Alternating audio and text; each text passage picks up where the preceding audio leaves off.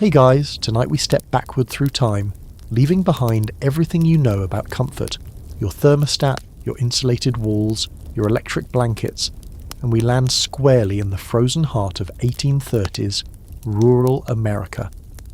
Picture yourself standing on a snow-covered dirt path, your breath crystallizing instantly in air so cold it burns your lungs. Somewhere ahead, through the gathering twilight and the skeletal fingers of bare oak trees, a small cabin waits. Smoke curls from its chimney, the only sign of human life in miles of white emptiness.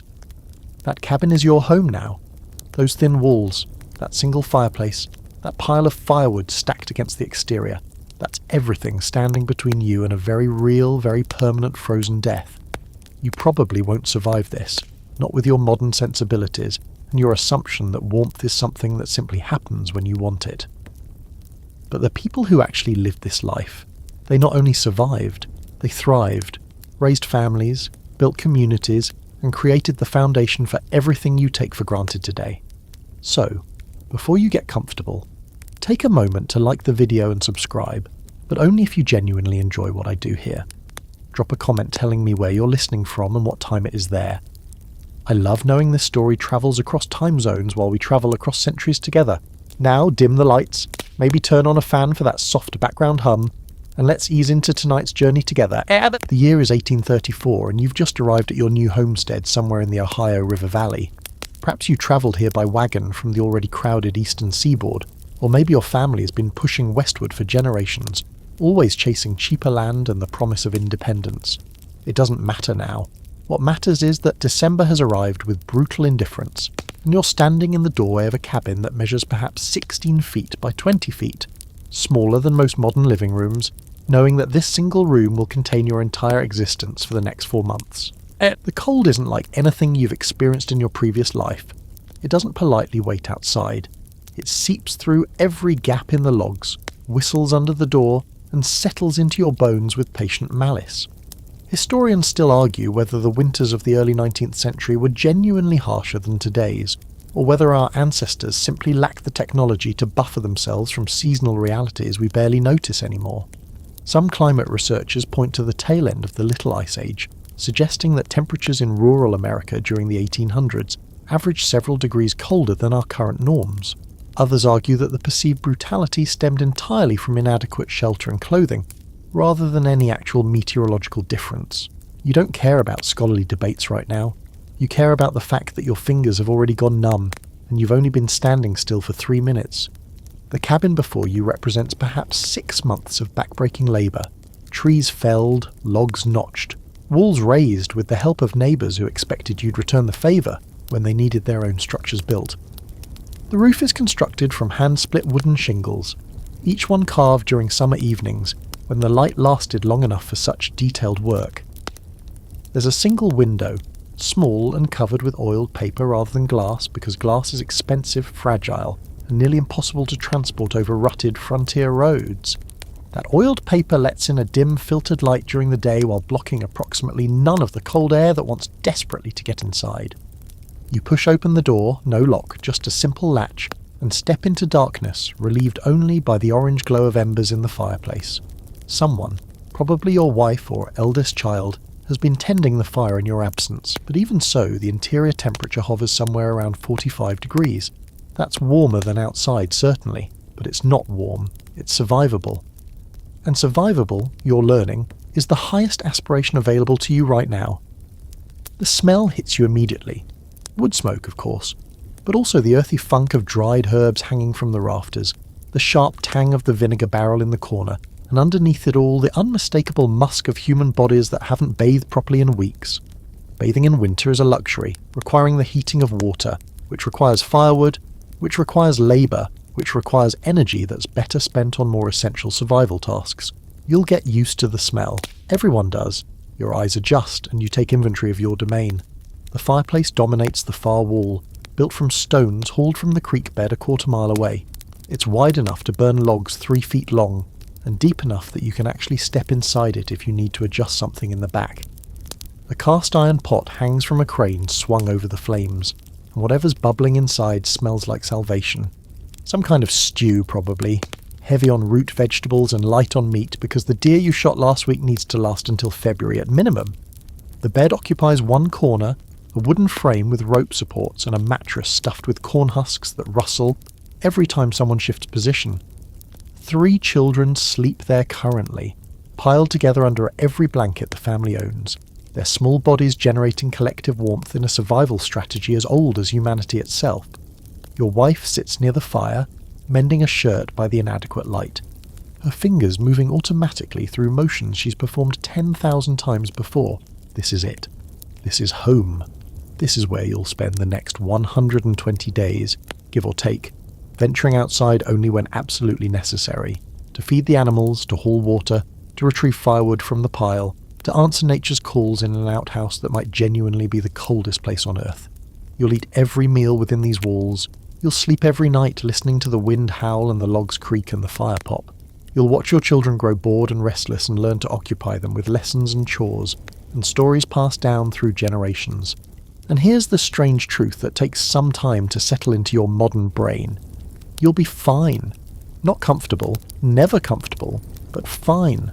Thousands of families just like yours are scattered across this young nation, all of them enduring the same brutal winters with the same limited resources, and the vast majority will emerge in spring, tired, thinner, perhaps missing a few chickens that didn't survive the cold but fundamentally intact. They've developed systems, you see, strategies refined over generations, knowledge passed from parent to child about how to read the weather, how to bank a fire, how to stretch food, how to maintain sanity when the walls press close and the days blur together. There's a particular fact that might comfort you, or might terrify you, depending on your perspective. The human body is remarkably adaptable to cold conditions. Studies of historical populations suggest that people living in consistently cold environments actually develop different physiological responses than their modern, centrally heated descendants. Their blood vessels learn to constrict more efficiently, preserving core temperature. Their metabolisms adjusted to burn calories faster, generating internal heat. Some historians even suggest that the average 1830s farmer maintained a slightly higher baseline body temperature than you do, their internal furnaces stoked by constant physical labour and diets heavy in fats and proteins. You settle onto a stool near the fire, extending your hands toward the flames, and you feel the first true warmth you've experienced in hours. It's not even particularly warm, objectively speaking, maybe 60 degrees in this immediate radius of the hearth, but compared to the relentless cold everywhere else, it feels like an embrace. Your wife looks up from her mending and offers a small, tired smile. The children continue sleeping, their breathing soft and regular. The fire crackles. The wind moans outside like something hungry. This is survival. This is winter. And somehow, impossibly, this will become normal. The cabin that shelters you wasn't built by accident or ignorance. Every single design choice, from the thickness of the walls to the pitch of the roof to the placement of the single window, reflects generations of accumulated wisdom about how to create livable space in an unforgiving climate. Your modern eye might dismiss this structure as primitive, might pity the people who lived in such cramped conditions, but that assessment misses the point entirely. This cabin is a machine designed to accomplish one specific task, keeping its inhabitants alive when the world outside wants them dead. Start with the walls. The logs that form them were carefully selected during the previous spring, or more likely several springs before that, because proper building timber needs time to season. Greenwood warps, shrinks and cracks, leaving gaps that become highways for cold air. Seasoned wood holds its shape, fits more tightly against its neighbours, and provides better insulation. The logs themselves are typically 10 to 12 inches in diameter, substantial enough to offer real thermal mass. That's a fancy modern term for a simple concept. Thick materials absorb heat during the day and release it slowly at night, moderating temperature swings that would otherwise make interior spaces uninhabitable. Between those logs you notice a substance called chinking, a mixture of mud, clay, straw, and sometimes animal hair that's been pressed into every gap and crevice. This chinking is the first line of defence against infiltration, and maintaining it is a constant chore.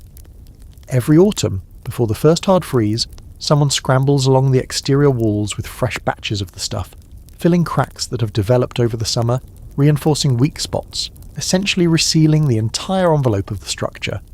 It's tedious work and it's never quite finished, and it makes the difference between a home and a death trap. Now look up.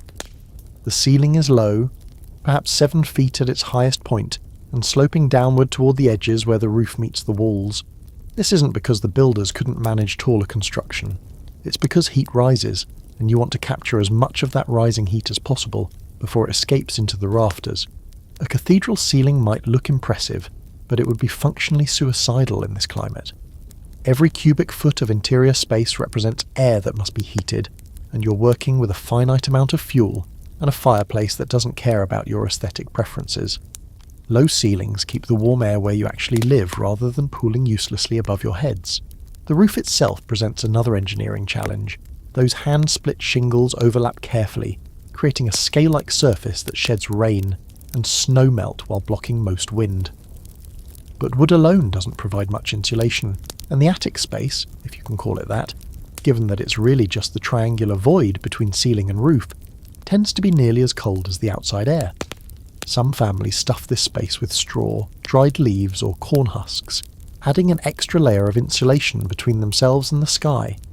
Others hang preserved meats up there, taking advantage of the natural refrigeration. Yours, you notice, contains bundles of dried herbs, strings of onions, and what appears to be a side of bacon wrapped in cloth, all benefiting from the cold, dry air that would destroy them if kept anywhere warmer. The fireplace demands particular attention because it's simultaneously your greatest asset and a significant structural weakness. Fire needs air to burn, and that air has to come from somewhere. In this case, it comes from every tiny gap and crack in your cabin's envelope, creating a constant flow of cold air being drawn toward the flames. Historians still argue whether early American fireplaces were net producers of heat, or whether the draft they created actually made interiors colder than they would have been without any fire at all. The truth lies somewhere in between. The immediate vicinity of the hearth is undeniably warm, but corners far from the fire can be brutally cold, and the overall efficiency of an open fireplace is shockingly poor by modern standards. Perhaps 80% of the heat generated goes straight up the chimney, warming nothing but the winter sky. This is why your cabin has been designed with the fireplace not as an afterthought, but as the absolute centre of everything. Notice how the interior space flows around it. The cooking area is immediately adjacent, so your wife doesn't have to carry hot pots across cold rooms. The main sleeping area is positioned to receive maximum radiant heat during the night. The workbench where you'll spend long winter evenings repairing tools and carving wooden implements sits close enough to the fire that your hands won't stiffen while you work, but far enough back that sparks won't ignite your project. The floor beneath your feet is packed earth, no wooden planks, no stones, just dirt that's been trampled smooth over years of the use. This might seem like poverty or laziness, but it's actually another deliberate choice. Earth floors maintain a relatively constant temperature year-round, neither too cold in winter nor too hot in summer. They absorb moisture that would otherwise rot wooden flooring. They're easily repaired when damaged, and perhaps most importantly they're free, requiring only labour to create and maintain. Wealthier families might have wooden floors, but those floors are cold, they're drafty, and they require constant vigilance against rodent damage. Here's a quirky detail that might surprise you. The orientation of your cabin isn't random. Builders in the 1830s paid careful attention to which direction their structures faced, trying to maximise exposure to winter sun while minimising exposure to prevailing winds.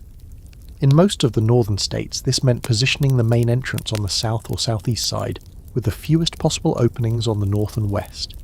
Your single window faces south, catching whatever pale winter sunlight manages to penetrate the cloud cover, while the north wall is solid and unbroken, presenting a blank face to the coldest winds. This passive solar design, though nobody called it that at the time, could raise interior temperatures by several degrees on sunny winter days. Not enough to be comfortable exactly, but enough to reduce the demand on your finite firewood supply. The door itself is heavy, thick, and hung on leather hinges that creak every time it opens. It doesn't fit perfectly in its frame. No door in this era fits perfectly, but someone has tacked strips of leather along its edges to reduce the gap, and a heavy blanket hangs on the inside, providing an additional barrier against infiltration. When you enter or exit, you do so quickly, minimising the time the opening's exposed, and you never, ever stand in the doorway having a conversation. Every second that door is open, heat is escaping and cold is rushing in, and both of those processes represent wasted firewood and wasted labour. Some families have adopted an innovation from Northern European building traditions, the double-door entryway, or what we might today call an Arctic entry or mudroom. This small enclosed space between the exterior door and the interior door creates an airlock, preventing direct exchange between interior and exterior air. When you step inside from the cold, you close the outer door behind you, wait a moment, then open the inner door. The cold air you brought with you stays trapped in the tiny vestibule rather than flooding into the living space. It's a simple concept, but implementing it requires additional lumber, additional labour, and additional space. Luxuries that many frontier families simply cannot afford. You're starting to understand something important. These people weren't helpless victims of their circumstances. They were engineers working with limited materials to solve extraordinarily difficult problems. They couldn't change the weather, but they could modify their environment in subtle ways that added up to the difference between survival and disaster. Every decision, from the thickness of the chinking to the height of the ceiling to the direction the door faced, represented accumulated knowledge about how to live in partnership with a hostile climate, rather than in futile opposition to it. And here's the thing about that knowledge. It wasn't written down anywhere.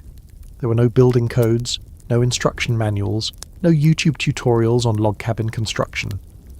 Everything passed from generation to generation through observation, participation, and apprenticeship. A young man learned to build by helping his father and uncles and neighbours build, absorbing lessons through his hands and his muscles rather than through his eyes and ears. A young woman learned to maintain a home by watching her mother and aunts and older sisters, noting which techniques worked and which failed, building her own repertoire of survival skills through years of practice. This is why the loss of traditional knowledge is such a tragedy. The people who knew how to build these cabins, who understood intuitively how to orient them and seal them and arrange their interiors for maximum efficiency, those people are gone now, and their knowledge went with them. We can reconstruct some of it through archaeological investigation and careful analysis of surviving structures, but we'll never fully recover the lived experience, the embodied understanding, the countless small tricks and techniques that made the difference between a cabin that kept its occupants alive and one that slowly killed them. The fire crackles, the wind moans, and you pull your stool a few inches closer to the warmth. Tomorrow you'll examine the chinking along the north wall. You noticed a draft when you came in, and that needs to be addressed before the really cold weather arrives. But for now you're content to sit and absorb the heat, and appreciate perhaps for the first time in your life just how much thought and care goes into creating shelter that actually shelters. The fireplace holds your gaze now, and you find yourself unable to look away. It's not just warmth, though warmth is certainly part of its appeal. It's life itself, concentrated into a rectangle of dancing flame and glowing coal. Without this fire you would die. Not eventually, not theoretically, but actually, physically within a matter of days. That knowledge transformed something as simple as burning wood into something almost sacred, a ritual that demands respect and attention and constant vigilance. The fire needs feeding. That's the first thing you must understand.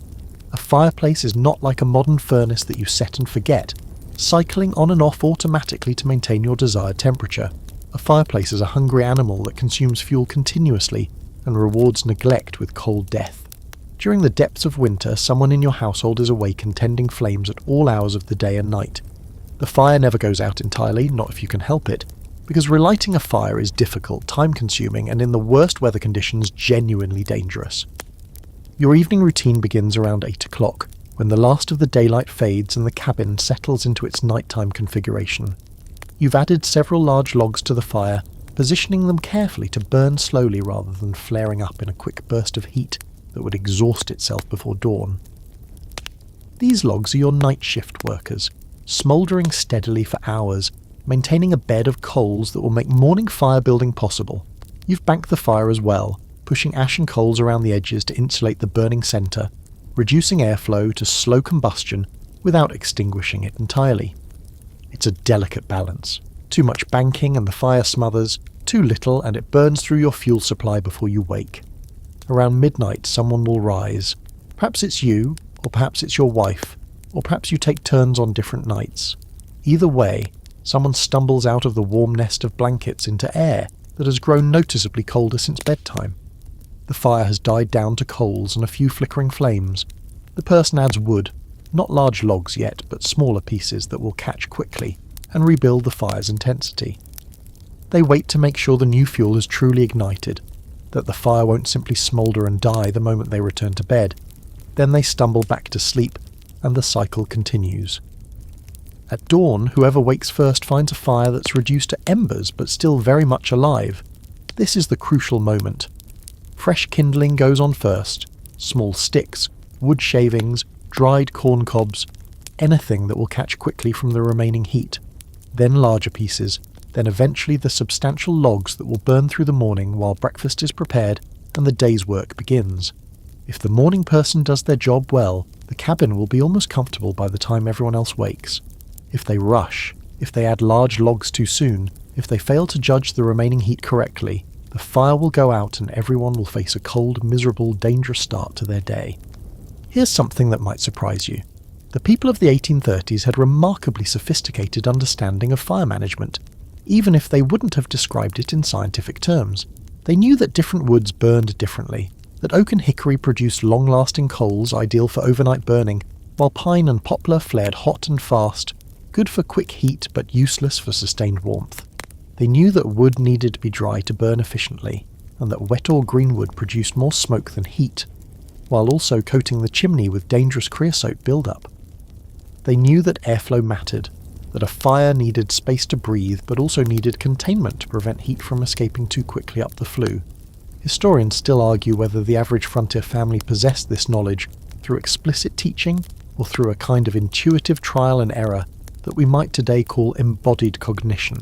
Probably both. Children growing up in these households absorbed fire management skills the same way modern children absorb smartphone navigation, through constant exposure, through watching adults, through making small mistakes and experiencing immediate consequences. By the time they reached adulthood, tending a fire was as automatic as breathing, something they could do half asleep, literally without conscious thought. The fireplace serves purposes beyond mere heating, of course. It's also your stove, your oven, your water heater, and your light source after dark. The cast iron pot hanging from that crane is called a trammel hook, and its adjustable height allows you to control cooking temperature without adjusting the fire itself. Higher position means gentler heat for simmering stews. Lower position means more intense heat for boiling water or searing meat. The flat stones arranged at the edges of the hearth serve as warming surfaces for bread dough, for drying wet mittens, for heating bricks that will later go into beds to warm cold sheets. The crane itself, that iron arm that swings in and out over the flames, represents a genuine technological advancement over earlier fireplace designs.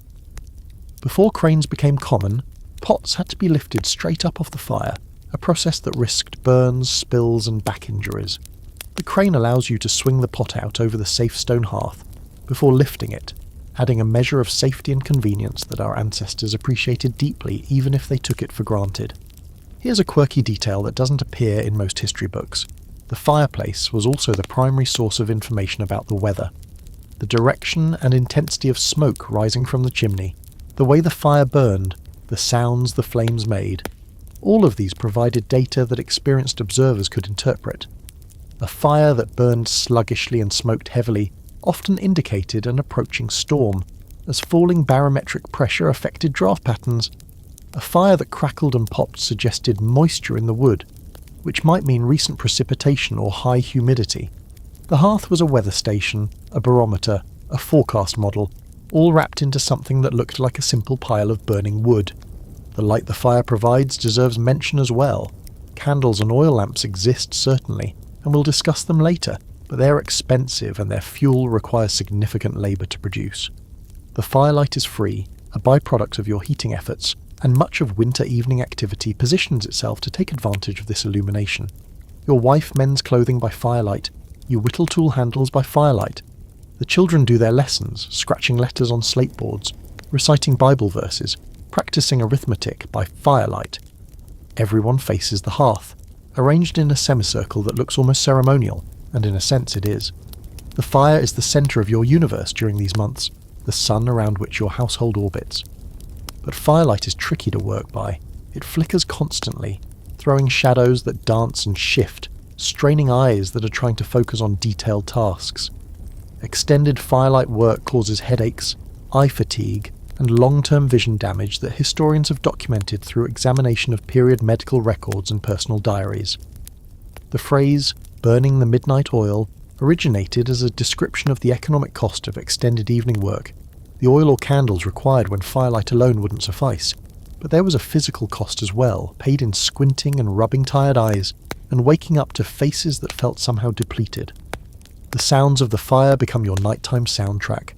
The crack of heated sap exploding in a log, the soft whoosh of flames catching fresh fuel, the occasional thump of a log shifting in the grate, the low constant roar of the draft pulling air up the chimney. You'll grow so accustomed to these sounds that you'll notice immediately when something changes, when the fire burns lower than it should, when the draft shifts indicating wind direction change, when something isn't quite right in ways you couldn't articulate but absolutely feel. Your sleeping brain monitors the fire even while the rest of you drifts through dreams. And then there are the dangers. Fire in a wooden structure is never truly safe. Sparks escape, landing on dry floor rushes or wooden furniture, or worst of all on sleeping people. The chimney requires regular cleaning to remove creosote buildup, which can ignite in a terrifying flue fire that threatens to spread to the roof and beyond. Children must be trained, sometimes harshly, to respect the hearth, to never approach it without an adult, to understand that the pretty flames can become a monster in seconds. Every year, families die in cabin fires.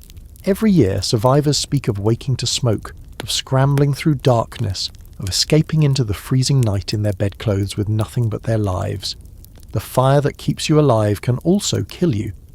This duality is always present, always acknowledged, never entirely forgotten, even in the most comfortable moments. You stir the coals with an iron poker, watching sparks rise like tiny orange stars, and you add another log. The fire responds gratefully, flaring brighter, casting new patterns of light and shadow across the cabin walls. Your children sleep on, trusting you to keep the flames alive through the night. Your wife sets down her mending, rubbing her eyes, and suggests that perhaps it's time for bed. You nod, but you linger for another moment, watching the fire. This ancient companion of humanity, this demanding, dangerous, absolutely essential presence at the heart of your winter world. You wake before dawn with a thought that strikes like the cold itself, the firewood pile, not the small stack beside the hearth, though you note its diminished state with concern. No, you're thinking about the larger pile outside, the mountain of split logs stacked against the cabin's east wall, the pile that represents months of brutal labour, and that must, absolutely must, last until spring. You've been burning through it faster than you'd hoped, and February hasn't even arrived yet. The truth about winter survival that nobody wants to hear is that it begins in summer. The person who scrambles to collect firewood in October is already doomed. The person who started cutting trees in June, splitting logs in July, and stacking them to dry in August, that person might make it. Winter isn't survived during winter. It's survived during all the seasons that came before, through labour that seemed excessive at the time, but now reveals itself as barely adequate. Let's trace the journey of a single log from standing tree to warming flame, and you'll understand why firewood dominated the calendar of every farming family in 19th century America. The process begins with selection. Not every tree makes good firewood, and the experienced woodcutter knows the difference instinctively. Hardwoods, oak, hickory, ash, maple, produce dense wood that burns hot and slow, generating the long-lasting coals essential for overnight fires and efficient heating.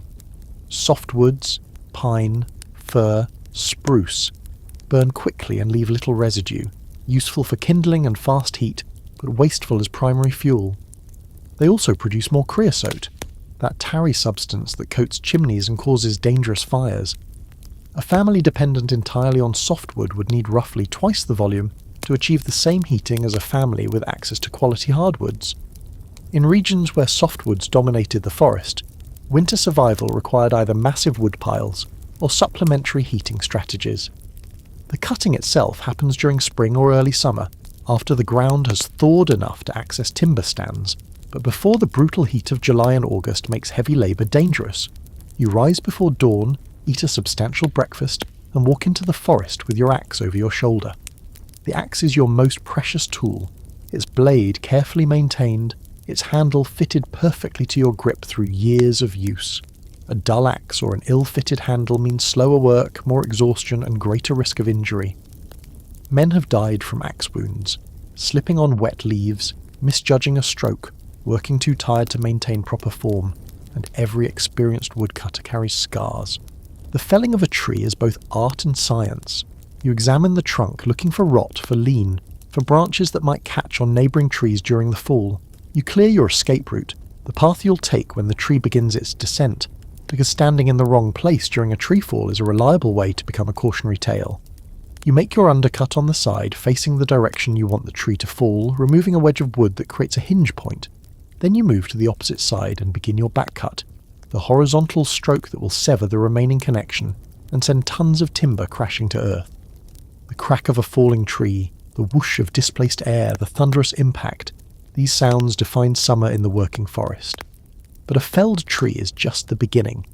Now comes limbing, removing all the branches so you're left with a clean trunk. Then bucking, cutting that trunk into sections of manageable length, typically 2 to 3 feet depending on the size of your fireplace. Then splitting, using wedges and a sledgehammer to divide those sections into pieces thin enough to burn efficiently. Green wood doesn't split cleanly. It tears and fights and exhausts your arms. Seasoned wood splits with satisfying precision, each stroke of the sledge sending sections flying apart. But you can't wait for wood to season before splitting it, partially because you need the exercise of splitting to maintain your strength, and partially because split wood actually dries faster than whole rounds, the increased surface area allowing moisture to escape more quickly. Historians still argue whether the average frontier family underestimated their firewood needs, or whether the forests simply couldn't provide enough fuel for the populations trying to extract it. Probably both, in different regions and different eras. What's clear is that firewood demand shaped the American landscape in ways we still see today. Vast stretches of the eastern seaboard that were dense forest in 1800 had become open farmland by 1850, not primarily because farmers cleared land for agriculture, but because they burned their way through the timber trying to stay warm. The forest primeval, that later generations romanticised, was already a memory by mid-century, replaced by patchy second-growth woodlots that couldn't support the fuel demands of growing communities. Here's a quirky fact that illustrates the scale of the problem. A typical frontier family of 6 needed between 15 and 20 cords of firewood to survive a single winter. A cord, for those unfamiliar with the measurement, is a stack 4 feet high, 4 feet wide and 8 feet long, roughly the volume of a modest garden shed. 20 cords is therefore 20 garden sheds full of wood, or approximately 160 cubic feet per family member, or enough individual logs to fill a small barn. Cutting, splitting, hauling, and stacking this quantity required somewhere between 50 and 80 full days of labour, spread across the warmer months when agricultural work was also demanding attention. No wonder farmers looked exhausted. No wonder children were pressed into service the moment they could swing an axe. The hauling deserves its own mention because it was often the most gruelling part of the process. Timber stands rarely grew conveniently close to homesteads. You might need to drag logs a quarter mile, a half mile, sometimes farther, using nothing but your own strength or perhaps an ox if you were fortunate enough to own one. The drag marks left by this process, twin ruts carved into forest floors, remained visible for decades, scars on the landscape documenting the desperate hunger for fuel. Some families built rough sledges to ease the hauling, others simply muscled through trip after trip, log after log, until the pile beside the cabin reached acceptable proportions. And acceptable was always a judgment call, always a gamble against weather you couldn't predict. How long would winter last? How cold would it get? Would there be a January thaw that reduced demand, or would the bitter temperatures persist unbroken into April? You couldn't know. You could only estimate based on past experience, add a margin for safety, and hope you'd guessed correctly. Families who ran short of wood faced terrible choices. Burn furniture, burn fencing, burn parts of the cabin itself, or simply accept the cold and hope everyone survived until spring allowed resupply. The stacking of firewood was its own science. Wood needs air circulation to continue drying, so stacks were constructed with gaps between pieces, allowing wind to flow through.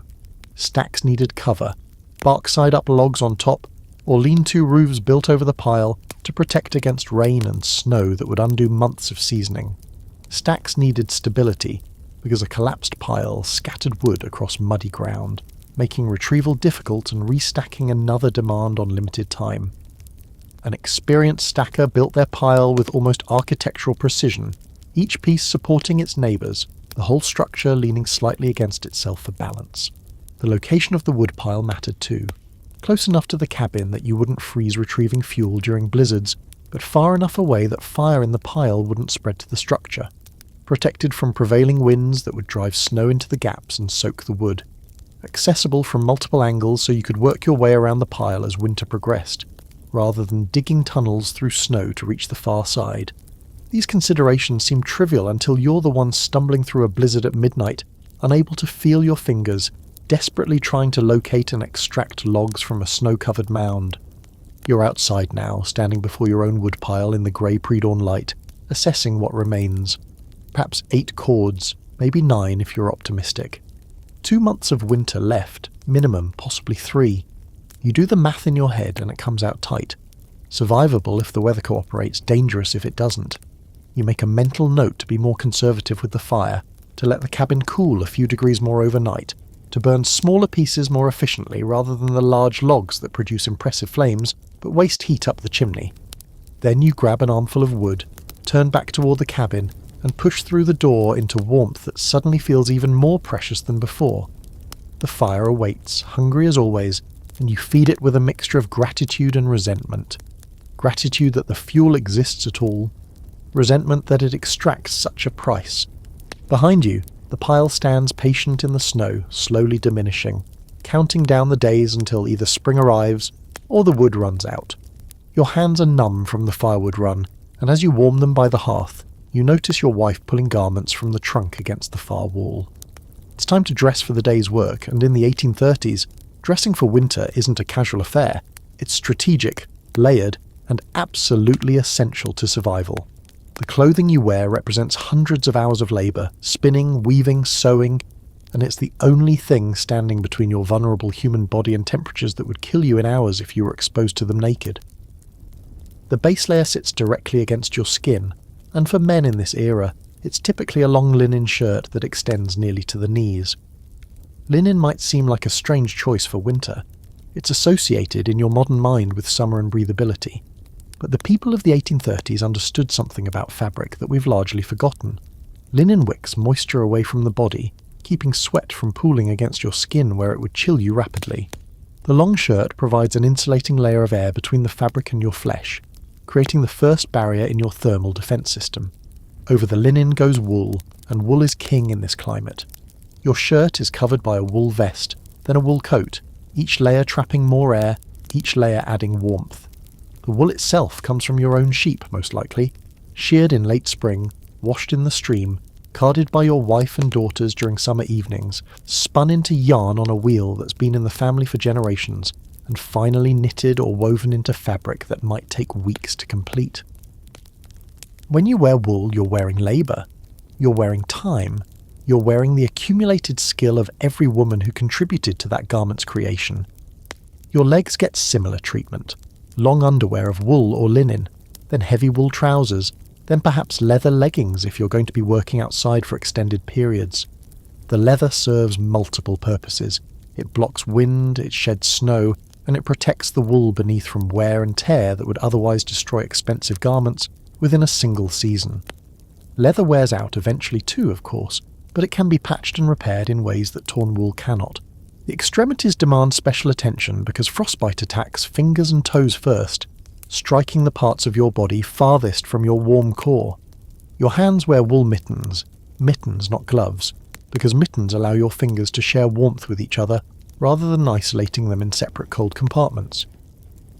For work that requires dexterity, you might wear thin wool gloves under the mittens, removing the outer layer temporarily when you need to manipulate tools or tie knots.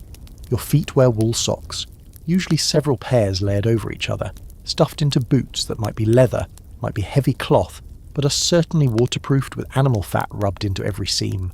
Here's a mainstream historical fact that illustrates the importance of proper footwear. More soldiers in early American conflicts died from frostbitten feet than from enemy action during winter campaigns. The Continental Army's suffering at Valley Forge is often attributed to lack of food and shelter, But the real killer was inadequate footwear. Soldiers marching through snow in worn-out shoes or no shoes at all, their feet freezing, developing gangrene, requiring amputation, killing them with infection even after the immediate cold threat passed. Farmers in peacetime faced the same dangers. A man who lost toes to frostbite was a man who couldn't work effectively, couldn't support his family, couldn't perform the labour that survival required. Your head wears a wool cap pulled low over your ears because you lose tremendous amounts of heat through your scalp. The old claim that you lose 40% of your body heat through your head is exaggerated, but the kernel of truth remains that an uncovered head in freezing temperatures is a significant thermal liability. Some men wear fur caps, beaver or raccoon or muskrat, the animal pelts providing superior insulation, but also making a statement about wealth and hunting prowess. Your cap is plain wool, homespun and home knit, but it does the job. Now here's a quirky detail that doesn't appear in the romantic images of frontier life. The people of the 1830s rarely washed their outer garments during winter. They couldn't, really. Washing requires water, heating water requires firewood, and drying clothes in winter takes forever because the cold air holds so little moisture. So the wool coat you're wearing has been worn every day since November and won't be washed until April. It smells. It smells of wood smoke and body odour and whatever you spilled on it during meals and the general accumulated funk of continuous use. Everyone smells this way. Nobody comments on it because commenting would require acknowledging that you smell just as bad. The linen underlayers do get washed, somewhat more frequently, because linen dries faster than wool, and because having clothing against your skin that's too dirty causes skin irritation, rashes, and infections. But even frequently in this context means every few weeks, not daily or even weekly. Your wife maintains a rotation of linen shirts, washing one batch while another is worn, hanging them near the fire to dry in the relatively warm air of the cabin interior. It's a system that works mostly, though it requires constant attention and management. Historians still argue whether frontier Americans were dirtier than their European counterparts, or whether the obsession with hygiene is a modern phenomenon that distorts our understanding of normal historical conditions. The evidence suggests that people bathed when they could, washed when circumstances allowed, and generally maintained whatever level of cleanliness was practical, given their available resources. They weren't ignorant of hygiene, they simply lived in conditions that made our modern standards impossible to achieve. The women's clothing follows similar principles but with additional challenges. Your wife wears multiple layers of petticoats beneath her wool dress, each layer adding warmth but also adding weight and restriction. She can't move as freely as you can in your trousers. Her garments are designed for modesty as much as function, and modesty in the 1830s required coverage that often conflicted with practical considerations. Her hands do the same delicate work yours do, feeding animals, hauling water, tending fires, but she does it in skirts that drag through snow and sleeves that catch on everything.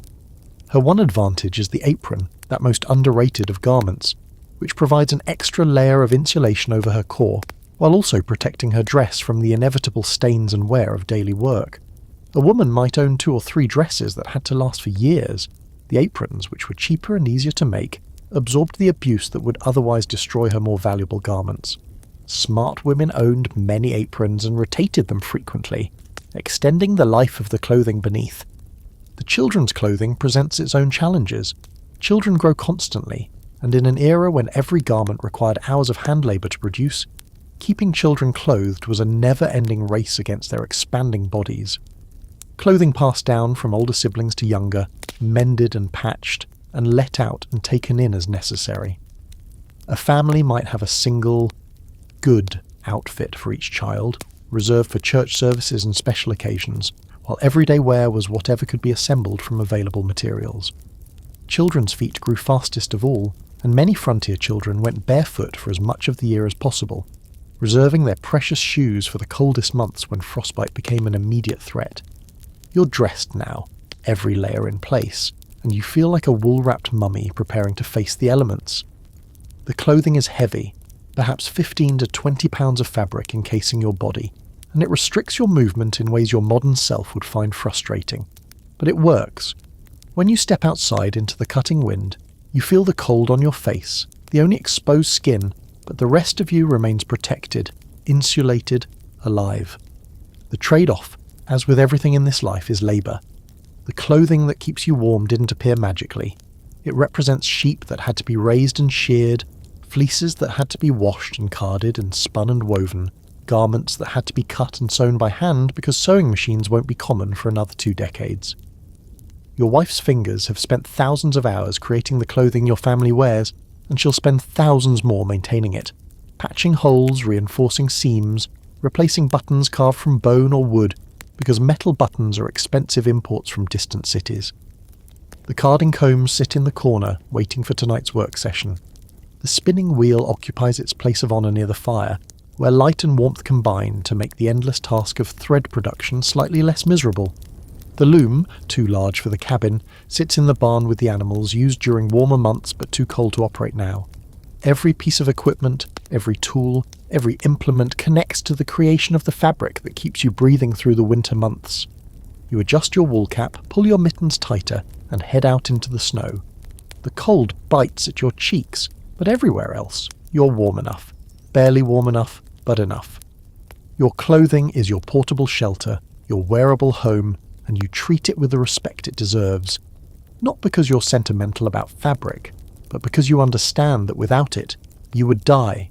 That simple truth transforms every thread into treasure, every garment into gold. The smell hits you before you even push open the cabin door after your morning chores.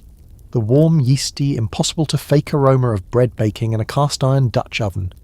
Your wife has been awake since before dawn, and the kitchen half of your cabin has been transformed into something like a command centre, every surface occupied by the machinery of food preparation. The fireplace isn't just heating your home right now, it's doing double, triple, quadruple duty, and understanding this multitasking is essential to understanding how families survived winter, with no heat except what burned in that single hearth. The Dutch oven sits nested in a pile of coals raked out from the main fire, more coals heaped on its flat lid, the whole apparatus acting as a primitive oven that bakes bread nearly as well as any brick structure. Your wife learned the precise coal placement from her mother, who learned it from her mother, who learned it from hers, a chain of knowledge stretching back generations, each woman refining the technique slightly, passing improvements forward. The bread inside is made from wheat flour if you're lucky, cornmeal if you're not, mixed with water, salt, and a bit of saved sourdough starter that's been kept alive since autumn. The yeast in that starter is a living thing, a creature almost, and tending it through winter requires care and attention that your wife provides without complaint. Above the main fire, the ever-present stew pot hangs from its trammel hook, today containing what looks like root vegetables and some unidentifiable meat, probably squirrel, caught in a trap last week and saved for exactly this purpose. The stew has been simmering since yesterday, actually, because continuous cooking was more efficient than starting fresh each day. You add ingredients as they become available, remove servings as people get hungry, and keep the pot going indefinitely. A technique your modern health inspector would probably frown upon, but which worked perfectly well for families with no refrigeration and no understanding of bacterial growth theory. The warmth pouring from all this cooking activity isn't incidental, it's essential. The kitchen portion of your cabin, the area nearest the fire, is significantly warmer than the sleeping area on the far side, and this temperature differential serves multiple purposes. It keeps the cook comfortable enough to work without freezing. It provides a warm zone where wet mittens and socks can dry overnight. It creates a space where delicate operations, bread rising, cheese aging, medicine brewing, can proceed without interruption from cold that would halt biological processes in their tracks. Here's a mainstream historical fact that illustrates the relationship between cooking and heating. Frontier families consumed significantly more calories during winter than during summer, often twice as many, and their cooking practices reflected this need. Hearty stews, thick gravies, bread slathered with butter or lard, chunks of salt pork fried until crispy. These weren't indulgences but necessities, fuel for bodies that burned constant energy just maintaining core temperature. A man doing heavy outdoor work in winter might need 4,000 or even 5,000 calories daily, compared to perhaps 2,500 during mild weather. The kitchen that produced those calories was simultaneously producing the heat that made calorie production possible. Your wife's morning began hours before yours, as it does every day. She rose in darkness, rebuilt the fire from last night's coals, set water heating for cooking and washing, mixed the bread dough that would rise while she attended to other tasks, and began the preparation of breakfast. Breakfast in a frontier household isn't the quick grab something and run affair of modern mornings. It's substantial. Porridge or cornmeal mush, leftover meat from yesterday's dinner, bread or johnny cakes cooked on a griddle balanced over the coals, perhaps eggs if the chickens are laying. They often aren't during the darkest months, their production declining with the diminished daylight. The children eat ravenously, their small bodies burning calories at rates that seem impossible, and then they're dispatched to their morning chores before what passes for lessons during winter. Your eldest son, perhaps 11 years old, tends the animals. Your middle daughter hauls water.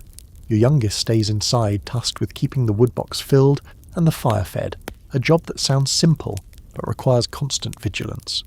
Meanwhile, your wife turns her attention to the day's main meal, which will be served at midday when everyone gathers from their scattered tasks. The pantry corner of your cabin tells a story of summer labour. Those shelves weren't filled by magic. Every jar of preserved vegetables represents hours of picking, washing, cutting and boiling. Every crock of sauerkraut represents weeks of fermentation carefully monitored to ensure the right balance of salt and temperature.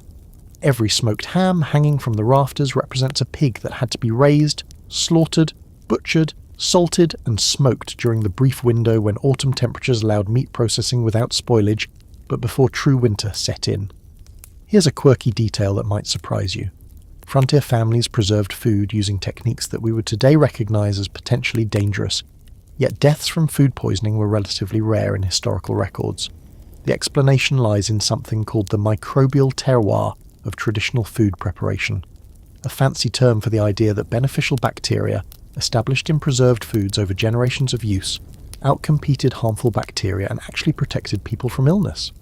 That sourdough starter your wife nurtures isn't just for bread rising, the acids it produces inhibit the growth of pathogens. The lactofermentation in the sauerkraut creates an environment hostile to botulism. The salt in the preserved meats draws out moisture that bacteria need to survive. These weren't conscious design choices.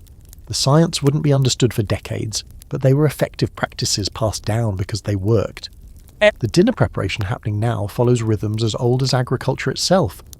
Your wife moves with practiced efficiency, doing 3 things at once without appearing rushed: stirring the stew, checking the bread, kneading dough for tomorrow, monitoring the fire, barking instructions to children who wander too close to the flames. The heat in this area of the cabin has risen to something almost comfortable. The combined output of fire and cooking, creating a microclimate that makes extended work possible. Historians still argue whether cooking was primarily women's work because of physical differences, cultural expectations, or the practical reality that someone had to tend the fire and food continuously, while others performed outdoor labour. The answer, as with most historical questions, is probably all of the above. What's clear is that the woman's role in winter survival was absolutely essential, and families that lost wives and mothers to illness or accident often faced starvation and cold that went far beyond the emotional loss. A man alone with children couldn't hunt and tend fire and cook and mend and preserve and manage all the 1,000 tasks that survival required. Remarriage after spousal death was quick and common, not because people were callous about grief, but because survival demanded partnership. The midday meal brings everyone together, you from whatever outdoor work you've been performing, the children from their scattered chores, your wife from her command post at the fire. You eat together, gathered close for warmth as much as companionship, the food hot and abundant by the standards of the season. Conversation covers the practical matters of household management. The woodpile is running lower than hoped. The sow seems to be pregnant again. The back corner of the cabin is developing a troubling draft that will need attention. There's no leisure in this meal, no lingering over coffee and dessert. 20 minutes, perhaps 30, and everyone disperses again to afternoon tasks. The fire naturally never stops.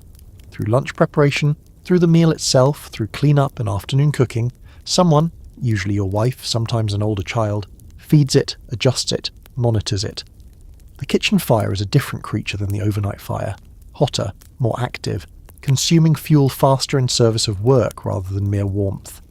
The coal bed must be maintained for baking, while fresh flames lick at new logs for boiling. It's a juggling act, a continuous performance, and the slightest lapse in attention means either burned bread or cold stew, or worse, a fire that collapses to useless embers at a critical moment. Evening meal preparation begins almost as soon as midday cleanup concludes. There's no such thing as downtime in a frontier kitchen during winter. The continuous cooking creates continuous warmth. The warmth enables more cooking, and the cycle perpetuates itself from November to March with barely a pause. Your wife's face is perpetually flushed from heat exposure, her hands perpetually busy, her mind perpetually calculating how much flour remains, how many potatoes, whether the salt pork will last until the stored ham can be safely opened, whether anyone is getting tired of the same rotation of dishes that limited ingredients permit. You help where you can, within the boundaries that gender expectations of the era allow, fetching wood, carrying water, butchering meat when needed, but the kitchen remains her domain, her responsibility, her burden. The heat that pours from it, the heat that keeps your family alive, is heat she produces through labour as constant and essential as the labour you perform outdoors.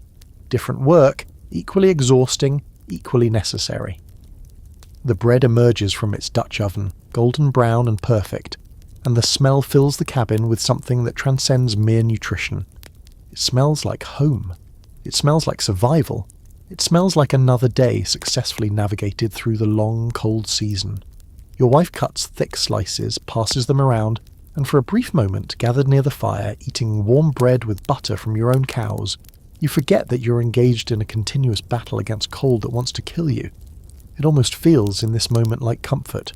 Night has fallen again, faster than you expected, as it always does during the dark months when sunset arrives by 5 o'clock and sunrise doesn't return until 7. The cabin has settled into its evening configuration, the fire banked lower than during active cooking hours, but still substantial enough to push back the darkness that presses against the oiled paper window. And now comes the question that shapes every winter night.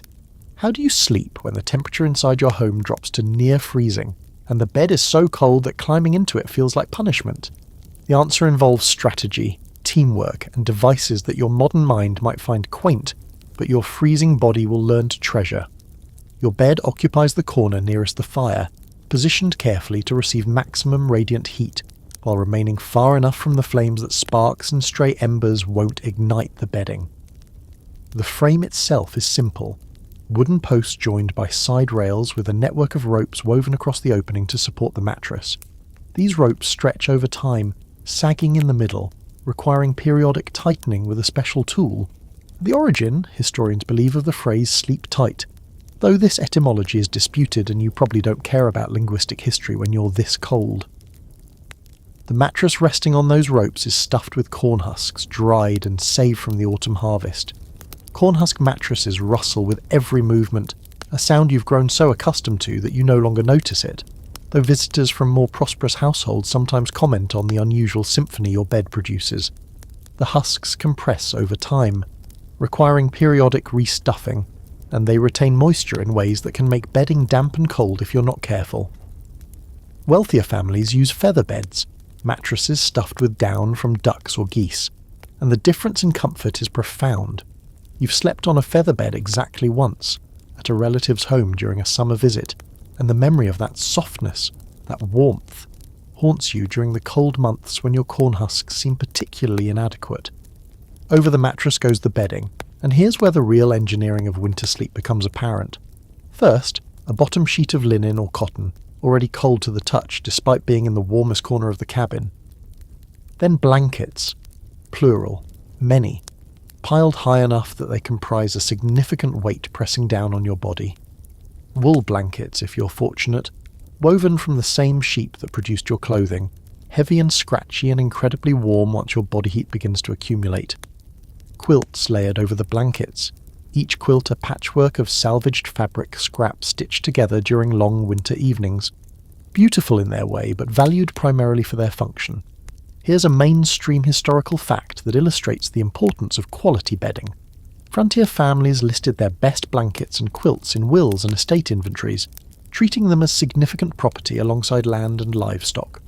A good wool blanket might be worth more than several months' wages for a labourer, and families maintained bedding for generations, patching and repairing rather than replacing. To lose your bedding to fire, theft or water damage was a catastrophe that could threaten survival itself.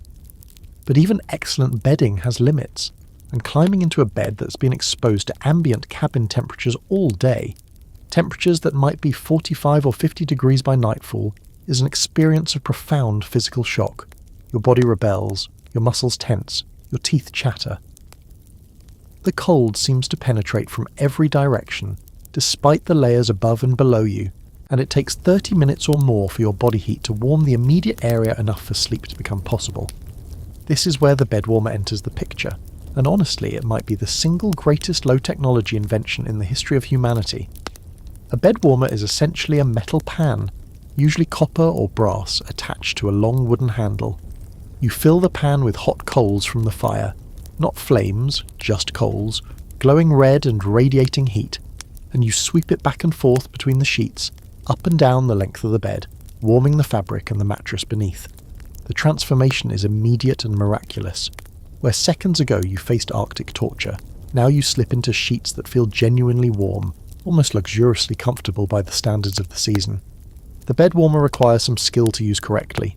Too few coals and the warming effect fades before you finish, leaving the far end of the bed as cold as ever.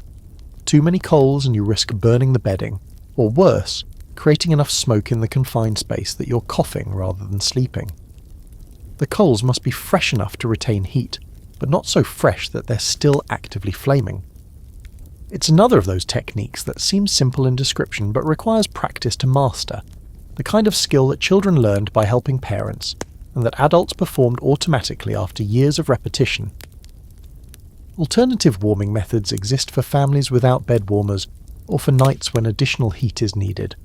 Hot stones, pulled from the edge of the fireplace and wrapped in cloth, can be placed at the foot of the bed to warm your feet, those perpetually cold extremities that seem to resist warming no matter how many blankets you pile on.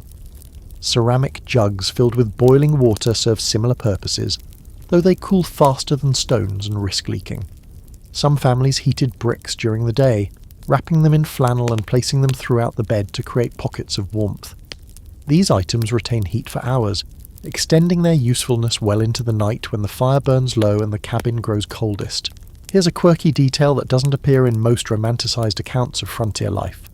Many families slept together, all of them, in a single bed or in beds pushed together, regardless of age or gender. Not because they couldn't afford separate beds, though they often couldn't, but because shared body heat was a survival resource too valuable to waste. Your children sleep piled together like puppies, 3 or 4 small bodies generating collective warmth that no individual child could produce alone. You and your wife sleep pressed close, each of you warming the other, her back against your chest or your arm draped across her middle.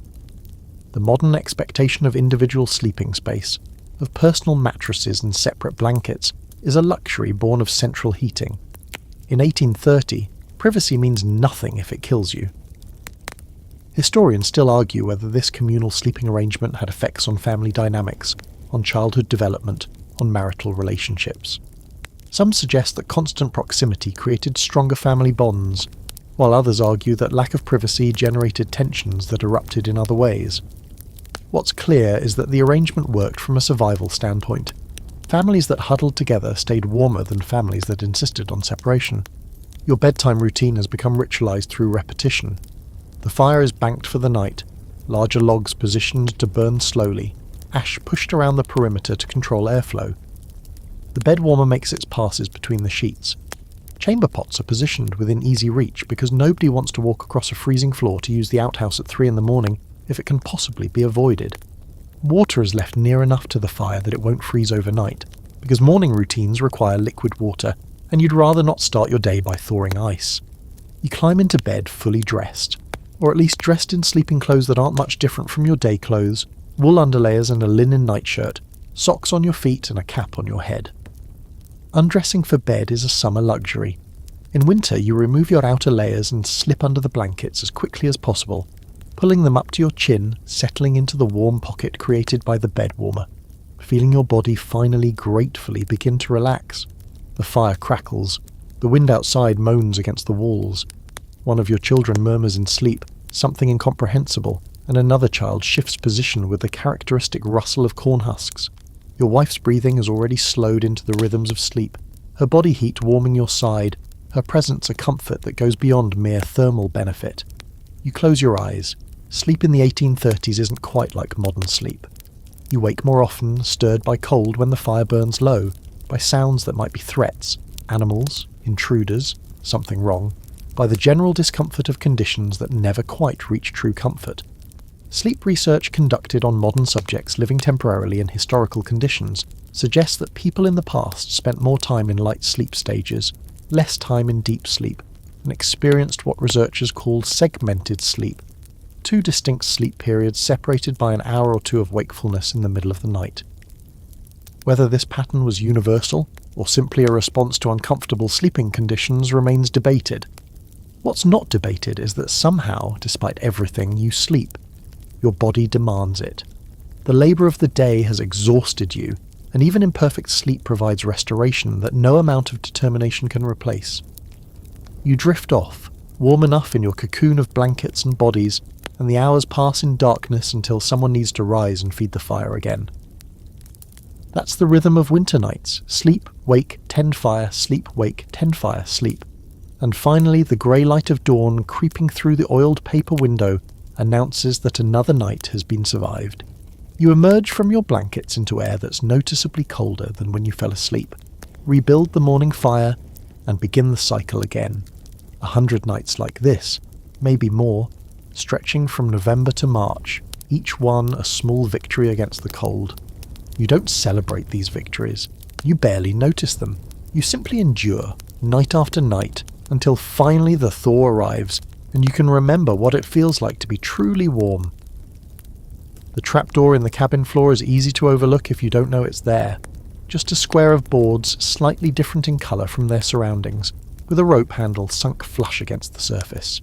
But when your wife pulls that handle and the door swings upward, a breath of cool, earthy air rises to meet you, carrying the smell of damp soil and stored vegetables, and something almost alive, almost fungal, that speaks of preservation and patience. Below lies the root cellar, your underground vault, your insurance policy against starvation when snow piles high and the world above freezes solid. You lower yourself down a rough-hewn ladder into darkness. The root cellar extends perhaps 8 feet square, carved from the earth beneath your cabin, shored up with logs to prevent collapse. The floor is bare dirt, slightly damp, colder than the cabin above but warmer than the frozen ground outside. This temperature differential is the entire point. The earth maintains a relatively constant temperature year-round, around 50 degrees at this depth, and that constancy is exactly what stored food requires.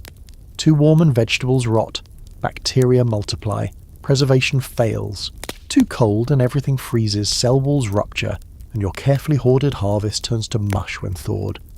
The shelves lining the cellar walls hold the results of an entire year's agricultural labour.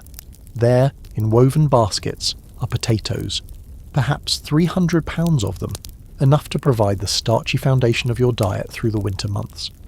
Potatoes store remarkably well in root cellar conditions, lasting from harvest through late spring if kept properly, and they're versatile enough to serve as breakfast, dinner, and everything in between. Nearby sit turnips, parsnips, carrots, and beets, each vegetable with its own storage requirements, its own moisture preferences, its own tendency to spoil if conditions aren't maintained correctly. Here's a mainstream historical fact that illustrates the importance of proper root cellar management. Agricultural manuals from the 1830s devoted entire chapters to food storage, treating it as a science requiring careful study. The best root cellars maintained humidity levels between 80 and 90%, moist enough to prevent shrivelling but not so wet that rot took hold. They required ventilation to prevent the build-up of gases that accelerating decomposition produced. They needed periodic inspection, with spoiled items removed immediately before they could contaminate their neighbours. A well-managed root cellar fed a family through winter. A poorly managed one became a tomb for food that rotted while the family above went hungry. The barrels occupy their own section of the cellar, each one containing a different preserved product. That largest barrel holds sauerkraut, shredded cabbage fermented in salt brine, sour and pungent and packed with the vitamins that fresh vegetables would otherwise provide. The lactofermentation process that creates sauerkraut also produces acids that inhibit the growth of harmful bacteria, making this one of the safest preserved foods available. The barrel next to it contains pickled cucumbers, swimming in a solution of vinegar, salt and dill that your wife prepared during the summer heat, when cucumbers were abundant and preservation was urgent. The smaller crocks hold more specialised preserves. There's the pickle brine containing eggs, whole eggs submerged in a solution that extends their edibility for months beyond what fresh storage allows. There's the crock of preserved butter, packed down in layers with salt between each addition, which will provide fat for cooking long after the cows stop producing their summer abundance. There's the mysterious crock in the back corner that contains something you don't entirely understand. A family recipe passed down from your wife's grandmother, involving pork and spices and some fermentation process that produces results you've learned to trust, even if you can't explain them. Here's a quirky detail that might surprise your modern sensibilities. Almost nothing in this root cellar would pass contemporary health department inspection. The preservation methods rely on salt concentrations, acid levels, and fermentation processes that hover in a grey zone between safe and dangerous by modern standards. Yet these methods worked, most of the time. The key was understanding that preservation was always a race against spoilage. You weren't stopping decay, merely slowing it enough to get through the winter before the preserved food became inedible. Historians still argue whether frontier families understood the microbiology of food preservation or simply followed inherited traditions that happened to work. The evidence suggests a mixture. They certainly understood that salt prevented rot, that vinegar kept things from spoiling, that cool temperatures extended freshness, but the underlying mechanisms remained mysterious until much later. What they possessed was empirical knowledge, generation upon generation of trial and error distilled into practices that reliably produced safe food, even if the practitioners couldn't explain why. The meat situation in your root cellar requires separate discussion, because meat preservation was both more critical and more challenging than vegetable storage.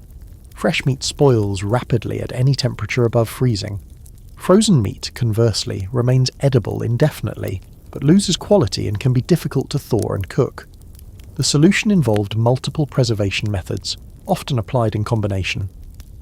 The ham hanging from a hook in the corner has been both salted and smoked, the salt drawing moisture from the meat and creating an environment hostile to bacteria, the smoke adding antimicrobial compounds while imparting flavour that makes preserved meat almost palatable.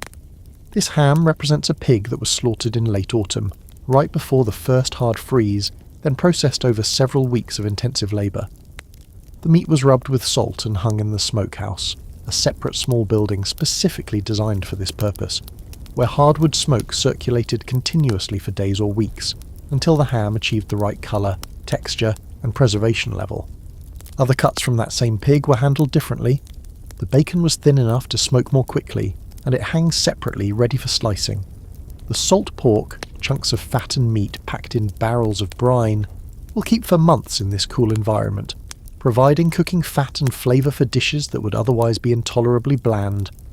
The sausages, ground meat mixed with spices and stuffed into intestine casings, hang in loops, each one representing a specific combination of cuts and seasonings developed over generations of practice. You're not living on stored meat alone, of course. Fresh meat supplements your preserved supplies whenever opportunity allows. A deer taken during an early morning hunt, a rabbit caught in a snare, wild birds that haven't migrated south.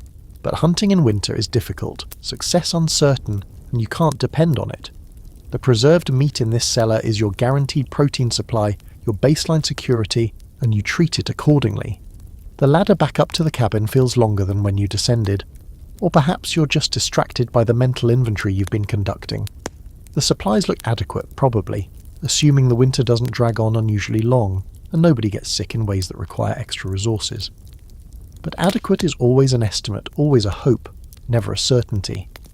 You've known families who ran short in March, who faced the awful choice between slaughtering breeding stock and going hungry, who emerged from winter so depleted that spring planting became a struggle against their own weakness.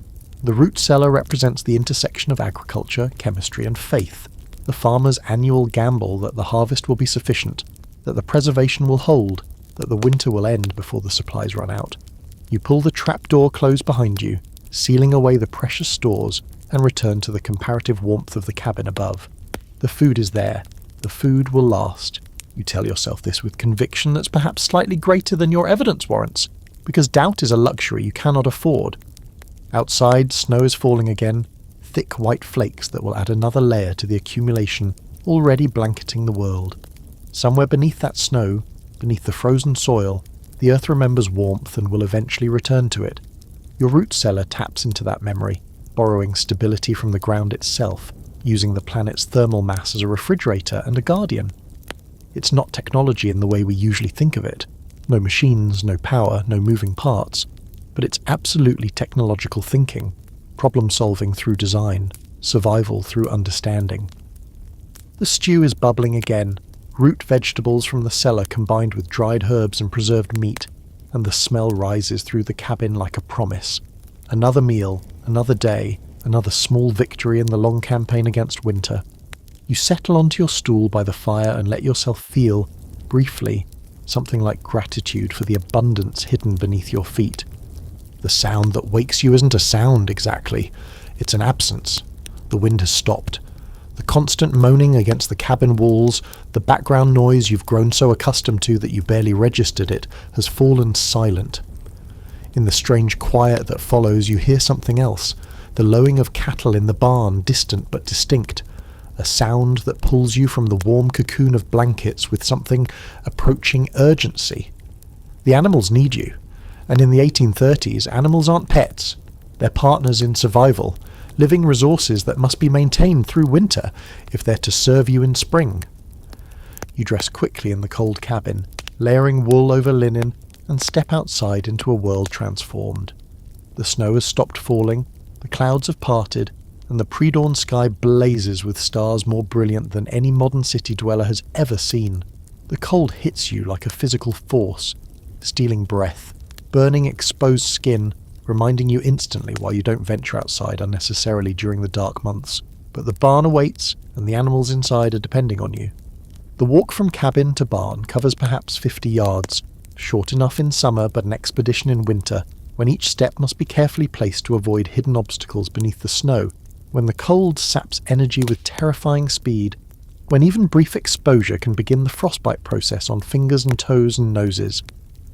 You've worn a path through the snow over the past weeks, a trench of sorts that makes the journey slightly easier, but fresh accumulation has partially filled it, and you find yourself wading through drifts that reach your knees.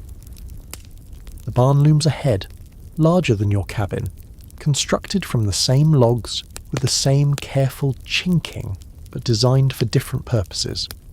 Where your cabin prioritises warmth for humans, the barn prioritises shelter for livestock, protection from wind and precipitation, containment to prevent wandering, but not necessarily heating, beyond what the animals themselves provide. And here's the first secret of winter survival that the animals teach you. Body heat is a resource. Your barn contains perhaps a dozen animals, 2 milk cows, a draft ox, several pigs, a flock of chickens and some sheep, and each of those animals is essentially a biological furnace, converting stored food into warmth as a byproduct of metabolism. Packed together in an enclosed space, their collective body heat raises the barn temperature significantly above exterior conditions. On the coldest nights, you might find the barn interior at 30 or 35 degrees when the outside air is well below zero. Not comfortable by human standards, but the difference between frozen solid and merely cold. Here's a mainstream historical fact that illustrates this principle. Farmers in the coldest regions of Europe and America sometimes shared living space with their livestock, building combination structures where animals occupied the ground floor and humans lived above, heat rising from the creatures below to supplement human heating efforts. These bank barns, or house barn designs, never became universal in America. Cultural expectations about separating human and animal spaces were strong, but they represented a logical extension of the animals as heaters concept that every farmer understood intuitively. The cows greet you with enthusiasm that's at least partially motivated by hunger.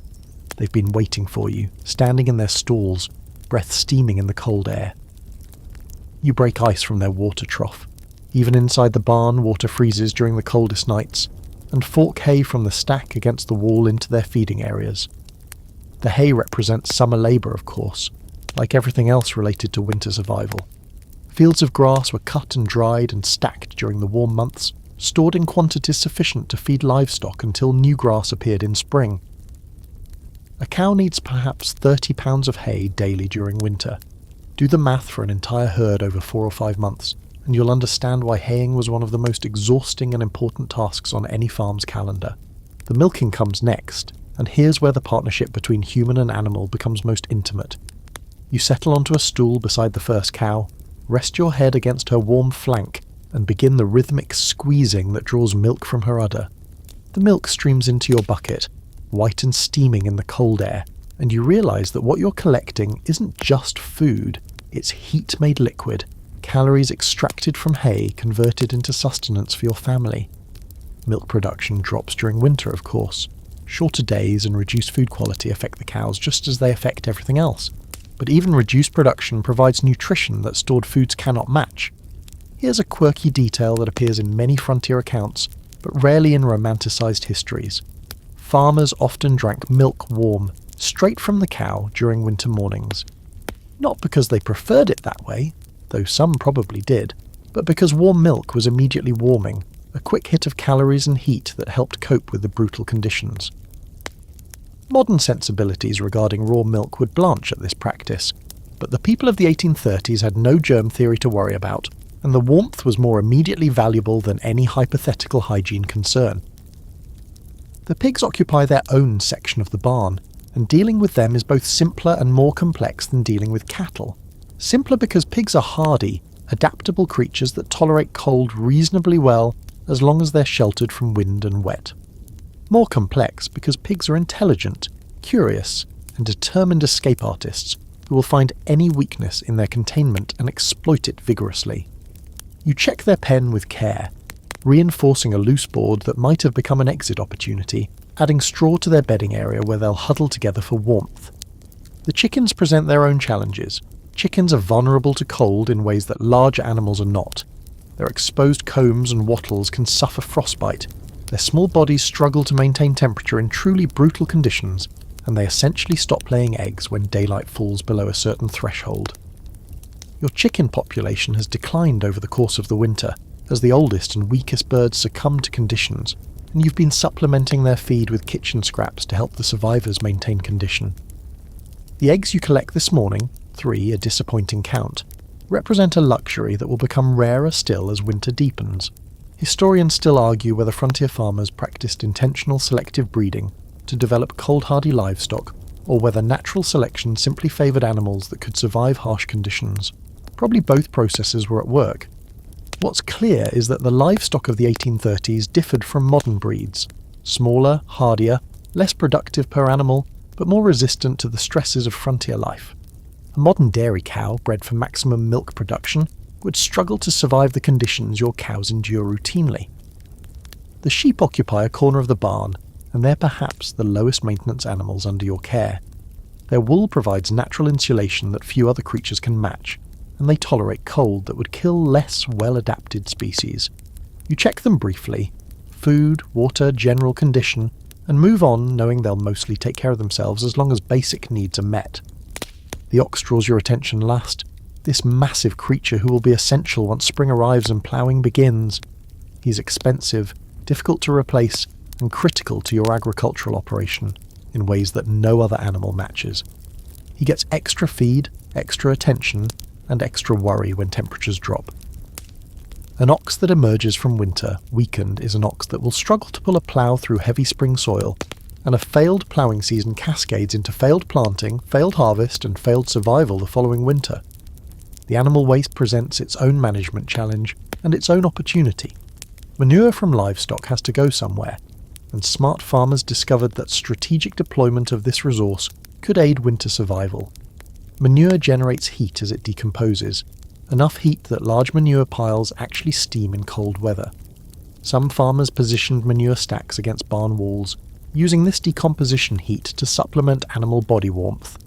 Others collected it for spreading on fields in spring, the accumulated fertility of winter feeding returning to the soil that had produced the feed in the first place. You finish your rounds as grey light begins to creep into the eastern sky, and you take a moment to appreciate the strange community you've just visited. These animals, dumb by human standards, unable to plan or prepare, entirely dependent on your care. They are nevertheless contributing to your survival, as surely as you contribute to theirs. The warmth they generate, the milk they provide, the manure that will fertilise spring crops, the labour they'll contribute when weather allows, All of it represents a partnership across species that agriculture has fostered for thousands of years. The walk back to the cabin feels slightly easier than the walk out, either because you've warmed up through exertion, or because your path through the snow is better established. The milk bucket steams in your hand, warm against your mittens, and you're already thinking about breakfast, about the porridge that will cook while you warm yourself by the fire, about the milk that will supplement it, about another morning survived through the combined efforts of human and animal. The barn falls quiet behind you as the animals settle into their day. You'll return this evening for another round of feeding and milking, and tomorrow morning, and the morning after that, day after day, until finally spring releases everyone, you and your animals alike, from winter's grip. Until then, you're all in this together, partners in the old dance of survival that has defined farming since the first humans domesticated the first livestock. The bucket of milk chills rapidly as you carry it back toward the cabin, and that simple observation connects to one of winter's most fundamental challenges. Water, in all its forms, demands constant attention and labour. The well that supplies your household sits perhaps 100 yards from the cabin, far enough to prevent contamination from the outhouse, but close enough that hauling water doesn't consume your entire day. During summer, that 100 yards is trivial. During winter, it becomes an odyssey. You've already milked the cows this morning, but the day's water supply must still be obtained. The milk goes inside into your wife's care, and you retrieve the wooden yoke and 2 buckets that hang by the cabin door. The yoke is a curved piece of wood designed to rest across your shoulders, with chains at each end supporting buckets that balance your load. Carrying 2 buckets this way distributes the weight more evenly than hand-carrying would, allows you to transport more water per trip, and prevents the constant banging of bucket against leg that would otherwise soak your trousers with freezing water. The well itself presents the first challenge. It's a simple design, a hole dug deep enough to reach the water table, lined with stones to prevent collapse, covered with a wooden lid to keep out debris and animals. A bucket on a rope allows you to lower and retrieve water from the depths. But during winter, ice forms on the surface of the water below, ice forms on the rope, and ice forms on the mechanism that lowers the bucket. Before you can draw any water, you must deal with this ice. The ice-breaking tool is a long pole with a metal point, essentially a spear designed for stabbing frozen water. You remove the well cover, plunge the tool downward, feel the satisfying crack as ice shatters, repeat until you've opened a hole large enough for your bucket to descend. The well is deep enough that the water beneath stays liquid even when surface ice forms. Deeper water maintains more stable temperatures, but that liquid water must be accessed through the frozen barrier that seals it off. Here's a mainstream historical fact about water and winter that illustrates the scope of the challenge. A typical frontier family needed somewhere between 40 and 80 gallons of water daily for human consumption, cooking, cleaning, and livestock care.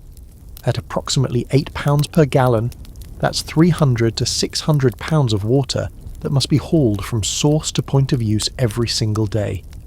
The wealthy might have wells conveniently located inside or adjacent to their homes, or might employ servants to perform this labour. For most families, water hauling was an unavoidable, exhausting, time-consuming daily chore that fell to whoever could be spared from other tasks.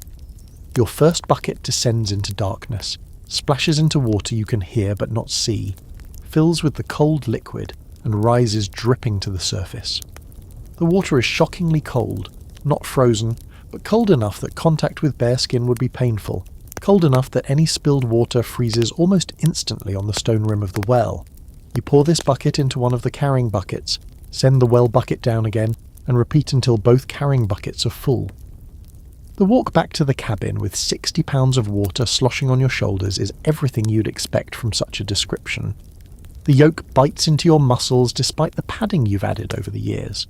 The bucket swings slightly with each step, their momentum pulling you off balance, threatening to slosh water over the rims and onto your already cold legs.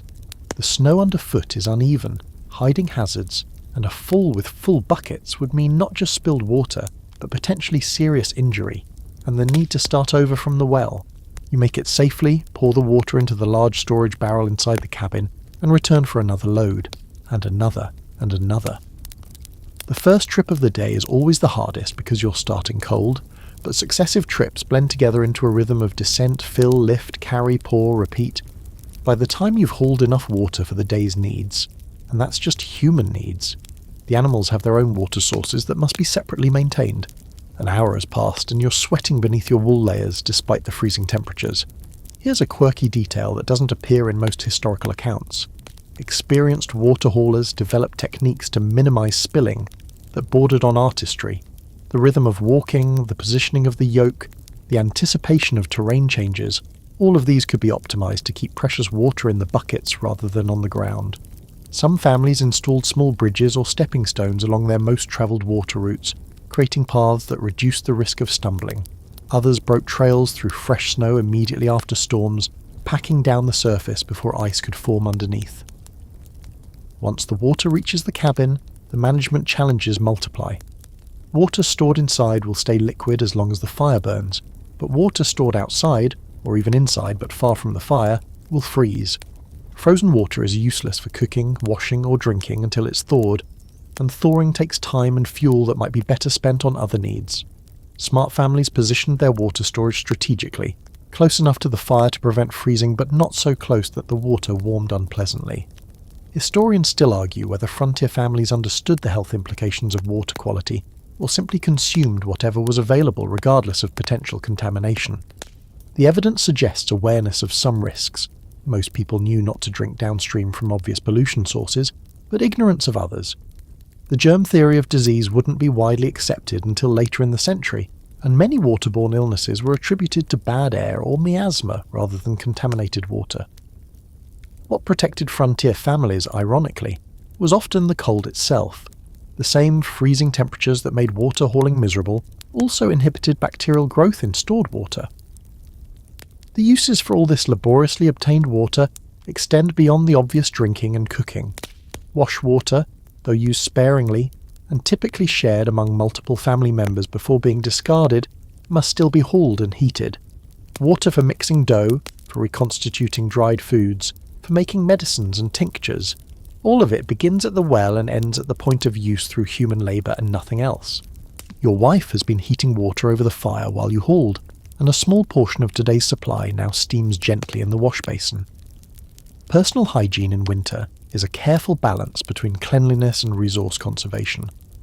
A full bath is out of the question. The fuel required to heat that much water, the time required to perform such an elaborate ritual, the cold that would immediately assault wet skin, these factors combine to make bathing a rare luxury reserved for warmer months. Instead, you wash strategically, face and hands daily or nearly daily, other areas less frequently, complete washing only when circumstances absolutely demand it. The chamber pot in the corner connects to water in a different way. Waste management in winter is its own challenge. The outhouse sits perhaps 30 yards from the cabin, upwind to minimise odours during summer, but a miserable destination during winter storms. Nighttime needs are handled with chamber pots that must be emptied each morning, a chore that falls to whoever drew the short straw in family negotiations. The contents of those pots freeze if left outside too long, creating disposal challenges that the practical-minded frontier family solved in ways that modern sensibilities might find distressing. You finish your water chores and return to the cabin's warmth, stripping off wet mittens and positioning them near the fire to dry. Your shoulders ache from the yoke's pressure. Your hands, despite the mittens, are cold enough that the warmth of the fire feels almost painful as circulation returns, and you know that tomorrow morning, and every morning until the thaw, this entire process must repeat. Water, so abundant that modern Americans waste it thoughtlessly, so available that we forget it has weight and volume and requires energy to move, dominates winter life in ways that are difficult to overstate. Every drop that reaches your lips, every drop that cooks your food or washes your face, represents labour that someone performed despite cold that wanted to stop them. The ease with which we now turn faucets obscures a reality that your ancestors understood with every aching muscle. Water is heavy, water is essential, and water in winter is a constant battle against ice and distance, and your own exhausted body. The storage barrel inside the cabin glistens slightly in the firelight, full for now, a small victory against the day's demands. Tomorrow, it will be empty again, and you'll return to the well for another round of the same essential struggle. This is the rhythm of winter, repeated across thousands of homesteads, uncounted millions of buckets hauled by people who had no other choice. And somehow, improbably, it was enough. Evening settles over the cabin like a blanket. the early darkness of winter swallowing whatever grey light managed to penetrate the clouds during the abbreviated day. The fire burns steadily in the hearth, casting its orange glow across the single room, but that glow extends only so far. Beyond its immediate radius, shadows pool and deepen, and the corners of the cabin fade into darkness that seems almost physical, almost alive. You're about to enter the realm of artificial lighting, and in the 1830s, light after dark is neither cheap nor easy.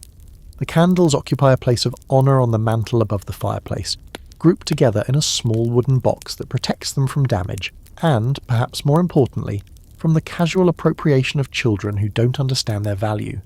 Each candle represents hours of labour, rendering fat, preparing wicks, carefully pouring and moulding, and burning one is a decision that balances the need for illumination against the work required to replace what's consumed. Your wife selects a single candle for tonight's activities, a tallow candle made from the fat of the pig you slaughtered in autumn. Tallow candles are the common currency of frontier lighting. Cheap to make if you have animals, relatively long burning, but possessed of qualities that make them less than ideal. They smell, for one thing, the animal fat producing an odour that ranges from mildly unpleasant to actively nauseating depending on the quality of the rendering. They smoke, depositing soot on walls and ceilings and the insides of lungs. They require constant attention, their wicks needing regular trimming to maintain a steady flame and prevent the guttering that wastes tallow without producing useful light. Here's a mainstream historical fact about lighting that illustrates the economics involved. Beeswax candles, superior in every way to tallow, brighter, cleaner burning, pleasant smelling, were so expensive that most frontier families never owned them at all. Beeswax required keeping bees, which required knowledge and equipment and time, or purchasing from those who did at prices that put quality candles firmly in the luxury category. Churches used beeswax candles for liturgical purposes. Wealthy households displayed them as status symbols. Ordinary families made do with tallow and counted themselves fortunate to have that much. The candle lights with a match, another small miracle of technology that we take for granted, but that your ancestors valued highly. Matches in the 1830s weren't the cheap disposable items of today. They were lucifer matches, early friction matches that were expensive, unreliable, and occasionally dangerous. Many families still preferred the old methods, keeping a fire constantly burning so it could light other flames, or using flint and steel to strike sparks into tinder when no existing flame was available. The matches in your cabin are reserved for emergencies, for times when the fire has somehow gone out and must be restarted from scratch. The single candle flame pushes back the darkness in your immediate vicinity, but does little for the cabin as a whole. You're operating in a pool of light perhaps 4 feet in diameter, surrounded by deepening gloom that the fireplace's glow only partially penetrates. Work requiring close attention, sewing, reading, detailed repair tasks, must happen within this limited zone, and the positioning of bodies around the candle becomes a careful negotiation of who needs light most urgently. Here's a quirky detail about pre-electric lighting that doesn't appear in most historical accounts. People's eyes adapted to darkness in ways that modern eyes, constantly exposed to artificial light, have largely forgotten. The pupil dilation that occurs naturally in dim conditions allowed 19th century people to function in light levels that would seem impossibly dark to us. They read by candlelight that would strain modern eyes within minutes. They perform detailed handiwork in illumination that we would consider inadequate for finding the bathroom at night. Their visual systems were trained from birth to extract maximum information from minimum light. The candle-making process that produced tonight's illumination began months ago, during the hog-killing season, when fresh fat was abundant. Your wife collected every scrap of fat from the slaughtered pig, cut it into small pieces, and rendered it in a pot over the fire, a process of slow heating that melted the fat away from the solid tissue, leaving pure tallow that could be skimmed off and stored. The rendering produced its own distinctive smell, not entirely pleasant, that lingered in the cabin for days afterward. The wicks came from cotton string, twisted tight and treated with small amounts of salt and borax to help them burn evenly. Getting wick material in frontier conditions required either purchasing it from a distant store, expensive, or processing cotton yourself, time-consuming. Some families used rushes gathered from nearby wetlands, dried and stripped to expose the pith, which could serve as primitive wicks, though it burned less cleanly than proper cotton. The moulding process happened once the tallow had cooled to the right consistency. Liquid enough to pour but cool enough not to warp the moulds. Candle moulds were valuable items, passed down through families, typically made of tin in simple cylindrical shapes. You dipped the wicks into the moulds, poured the tallow around them, waited for everything to cool and harden, and then carefully extracted your finished candles. The whole process might yield a dozen candles from a single rendering session, a dozen points of light to carry you through dark winter evenings. Historians still argue whether frontier families lived in near-total darkness during winter evenings, or whether they simply organised their activities around available light sources more efficiently than we do. The evidence suggests both. Some tasks, spinning, knitting, simple conversation, could proceed by firelight alone, requiring no additional illumination. Other tasks, reading, fine sewing, writing, demanded candles or lamps that consumed precious resources. The trade-off between light and fuel was constant, conscious, and carefully managed. The alternative to candles was oil lamps, which burned animal fats or, increasingly by the 1830s, whale oil purchased from coastal merchants. Whale oil burned brighter and cleaner than tallow, but its cost was prohibitive for most frontier families, and the transportation challenges of getting it to remote homesteads made it a rare luxury. Kerosene wouldn't become widely available until the 1850s, and electric lighting lay decades further in the future. Your children sit close to the candle now, the oldest practicing letters on a slate board, the younger ones listening as your wife reads aloud from the family Bible. The reading is halting, not from lack of skill, but from the difficulty of making out words in light that flickers and dims with every draught that crosses the room. Your wife's eyes are already showing the strain that years of candlelight reading will eventually impose the squinting and rubbing that presage vision problems to come. You're working on a broken tool handle, carving a replacement from a piece of seasoned hickory, your hands moving mostly by feel because the light doesn't quite reach your position at the edge of the candle's glow. The knife in your hand is familiar enough that you don't need to see clearly. You've been using it since childhood, and your fingers know the work better than your eyes ever could. This is what adaptation looks like. Not just accepting limited light, but developing skills that don't require what isn't available. The candle burns lower as the evening progresses, the tallow slowly liquefying and feeding the flame, the wick requiring occasional trimming when it grows too long and begins to smoke excessively. Your wife performs this trimming with special scissors designed for the purpose, snipping the charred end of the wick and flicking it away before it can fall into the melted tallow below. Even this small maintenance task is a skill requiring practice. Cut too much and the flame shrinks or dies. Cut too little and smoke billows upward, coating everything in soot. The evening ends when the candle does, more or less. As the flame sputters and dies in its pool of exhausted tallow, the family takes this as a signal to prepare for bed. The fire will burn on through the night, providing its red-orange glow, but detailed work is finished until tomorrow brings daylight through that small oiled paper window. You bank the fire, your wife secures the candle stub for tomorrow's relighting, and the cabin settles into the darkness that is natural, normal, the default state of human existence before we learn to banish night with the flip of a switch. The stars outside would be brilliant tonight if you stepped out to see them. No light pollution for hundreds of miles in any direction, no competing glow to wash out the celestial display. But you don't step out.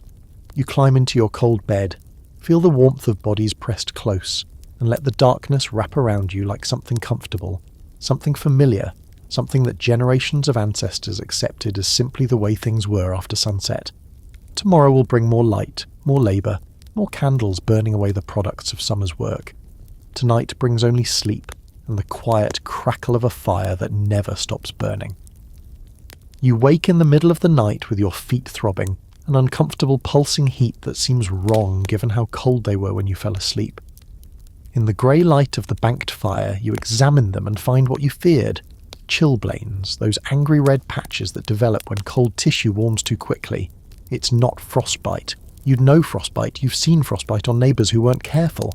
But it's a warning that your circulation isn't coping well with the daily temperature swings between frozen outdoors and marginally warm indoors. Medical care in the 1830s operates on principles that your modern mind might find alternately sensible and horrifying. There's no doctor within miles, and even if there were, you couldn't afford his services for something as minor as chilblains. Instead, you have your wife's knowledge, her collection of dried herbs and prepared remedies, and generations of folk wisdom about how to treat the ailments that winter inevitably brings. The remedy for chilblains, according to family tradition, involves soaking the affected feet in warm, not hot, water infused with herbs that stimulate circulation. Your wife prepares this treatment now, heating water over the renewed fire, adding dried rosemary and lavender from her stores. The soaking helps somewhat, the gentle warmth easing the throbbing without shocking the damaged tissue further. You'll need to be more careful about foot protection, she tells you, and you nod agreement while knowing that more careful has limits when daily chores require exposure to conditions that guarantee cold injury. Here's a mainstream historical fact about winter medicine. Frostbite was one of the most common cold weather ailments, affecting fingers, toes, ears, and noses with particular frequency. Severe cases resulted in tissue death and amputation. Many frontier farmers were missing digits, a visible testament to winters that had nearly claimed more. Mild cases, like your chilblains, could be managed at home but increased vulnerability to future cold injury. The people who survived multiple winters often carried permanent reminders of past exposure in the form of discoloured skin, numbness in extremities, and heightened sensitivity to cold that never fully resolved. Your wife's medicine chest occupies a shelf near the fire, a wooden box containing her arsenal against winter's assaults on human health. The dried herbs were gathered during summer and autumn, hung in bundles to cure, then crumbled into cloth bags labelled with her careful handwriting.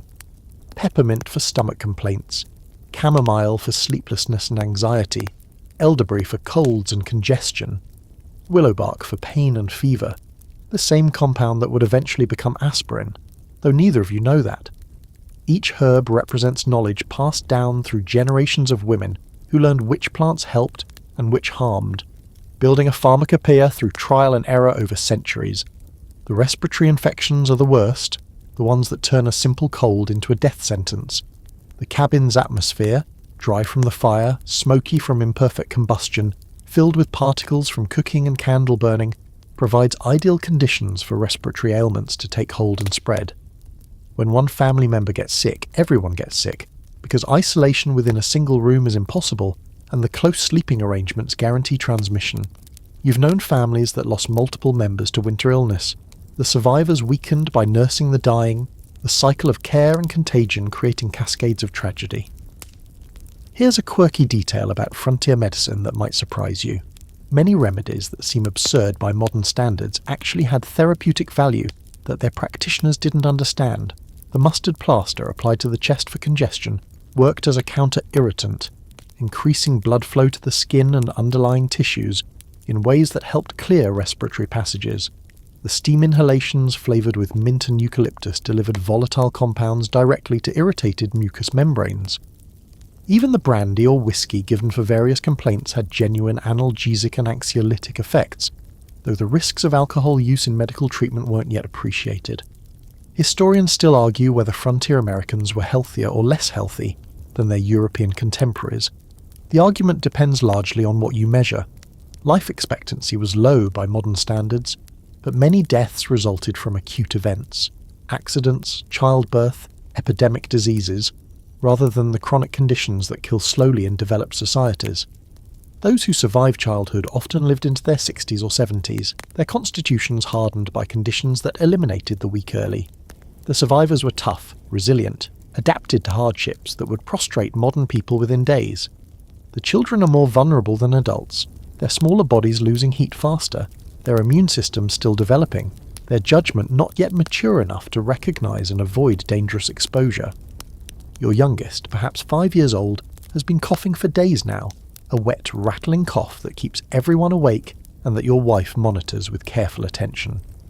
Not pneumonia, she thinks, not yet, but the constant worry that it might become pneumonia shapes every interaction, every decision about whether to risk exposure to cold or keep the child confined near the fire. The treatments she applies are a mixture of sensible and superstitious, though you wouldn't use those words, and wouldn't know where one category ended and the other began. Hot broth, which provides nutrition and hydration while warming from the inside. Chest compresses soaked in herbal infusions. Elevated sleeping position to ease breathing. Honey mixed with vinegar and herbs, spooned into an unwilling mouth. Prayer, which you don't count as medicine but which your wife considers as essential as any physical remedy.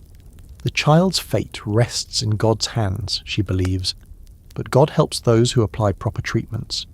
The isolation of winter makes illness more frightening because help, such as it is, lies far away. The nearest neighbour might be a mile distant, the nearest actual doctor perhaps 30 miles, and summoning either during a blizzard is essentially impossible.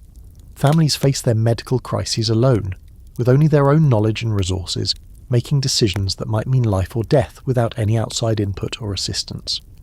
The pressure of this responsibility weighs on your wife especially, as the designated healer of your household, the one whose treatments will be credited with success or blamed for failure. Your feet feel better now, the chilblains calming under your wife's careful ministrations. You wiggle your toes experimentally, feeling the circulation return, the normal sensation replace the angry throbbing. This time you escaped with a warning. Next time, with different exposure or worse luck, the outcome might be different.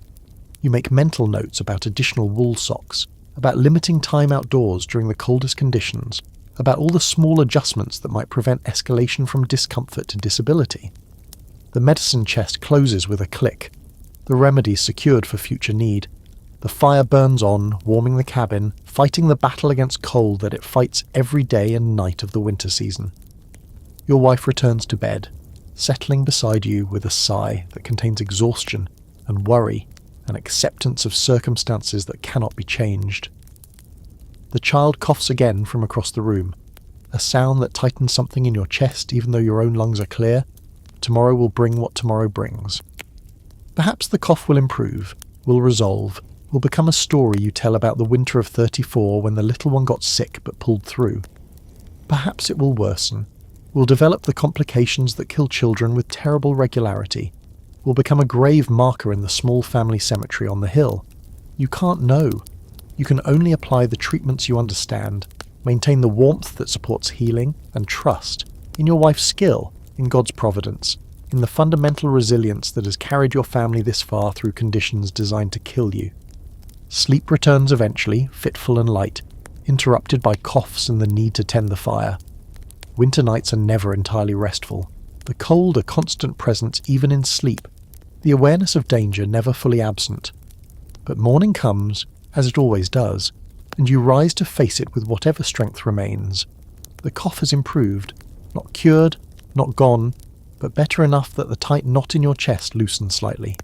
3 days of careful nursing, of keeping the child warm and rested, of administering your wife's remedies with religious regularity, have bent the trajectory away from crisis and toward recovery. This small victory deserves celebration, and celebration in the 1830s means community, even when community requires trudging through snow to reach neighbours who are themselves snowbound and isolated. The word has somehow spread, it always does, through channels you don't fully understand, that there's to be a gathering at the Johnson place 2 miles west. A quilting bee, technically, an excuse for women to assemble and work together on a project that's both practical and social. But everyone understands that the quilting is secondary to the gathering itself, the chance to see other human faces, to exchange news and gossip, to escape the cabin walls that have pressed close for weeks. You harness the ox to the sledge while your wife bundles the children in every piece of warm clothing the family possesses. The sledge is a simple contraption, wooden runners, a flat bed, raised sides to prevent passengers from sliding off. That works vastly better than wheels in deep snow. The ox pulls steadily, unbothered by temperatures that would kill a human left exposed, his massive body generating heat that radiates outward in visible waves of steam. The journey takes nearly an hour, longer than it would in summer over the same distance, the snow slowing progress and the cold demanding frequent stops to check that everyone's extremities are still functioning. But the Johnson cabin eventually appears, larger than yours, smoke rising from its chimney, other sledges and wagons already clustered in the cleared space before its door. The sight of those vehicles, evidence of other families who've made similar journeys, lifts something in your spirit that you hadn't realised was dragging. Here's a mainstream historical fact about frontier social life. Isolation during winter was recognised even at the time as psychologically dangerous. Agricultural journals and women's magazines of the era discussed cabin fever and winter blues as genuine conditions requiring attention, recommending social gatherings, diversionary activities, and deliberate cultivation of cheerfulness as preventive measures. The quilting bees, barn raisings, church services, and informal visiting that punctuated winter were understood not as luxuries, but as necessities for mental health. The warmth inside the Johnson cabin hits you like a physical force after the cold of the journey. They've stoked their fire high for the gathering, and the combined body heat of perhaps 30 people, men, women, children of various ages, has raised the interior temperature to something that almost deserves the word comfortable. The smells of wood smoke, unwashed bodies, cooking food and wet wool create an atmosphere that's oppressive by modern standards but welcoming by the standards of someone who's been cooped up for weeks. Your wife joins the circle of women around the quilting frame, threading her needle with practiced efficiency, adding her stitches to the pattern that others have begun. The quilt taking shape is beautiful in the frontier way. Not artistic exactly, but purposeful, each fabric scrap salvaged from worn-out clothing and assembled into something new and useful.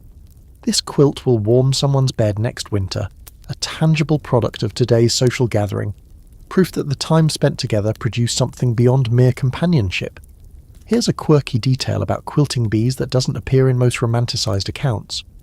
They were hotbeds of gossip, complaint and social manoeuvring that rivaled anything happening in urban drawing rooms. The conversation around a quilting frame might cover who was courting whom, whose crops had failed, whose children were disappointing, whose husband drank too much. Judgments were rendered, alliances formed, feuds initiated, all while hands moved steadily and stitches accumulated.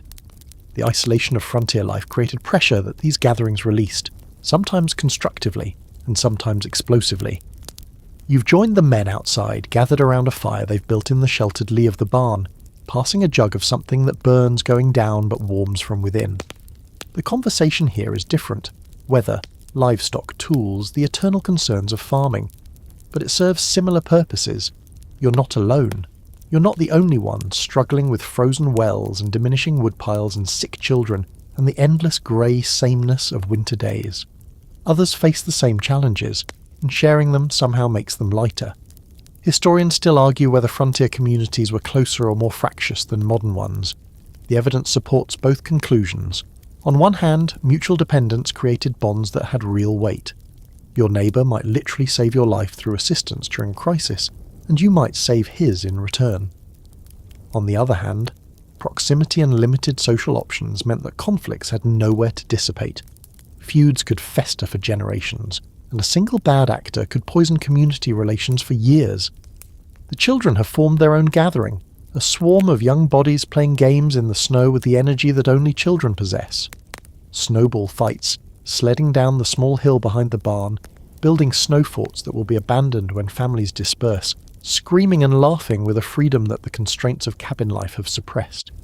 Your own children are among them, visible by their patched coats and distinctive wool caps, integrating into the group as if they'd never been separated from it.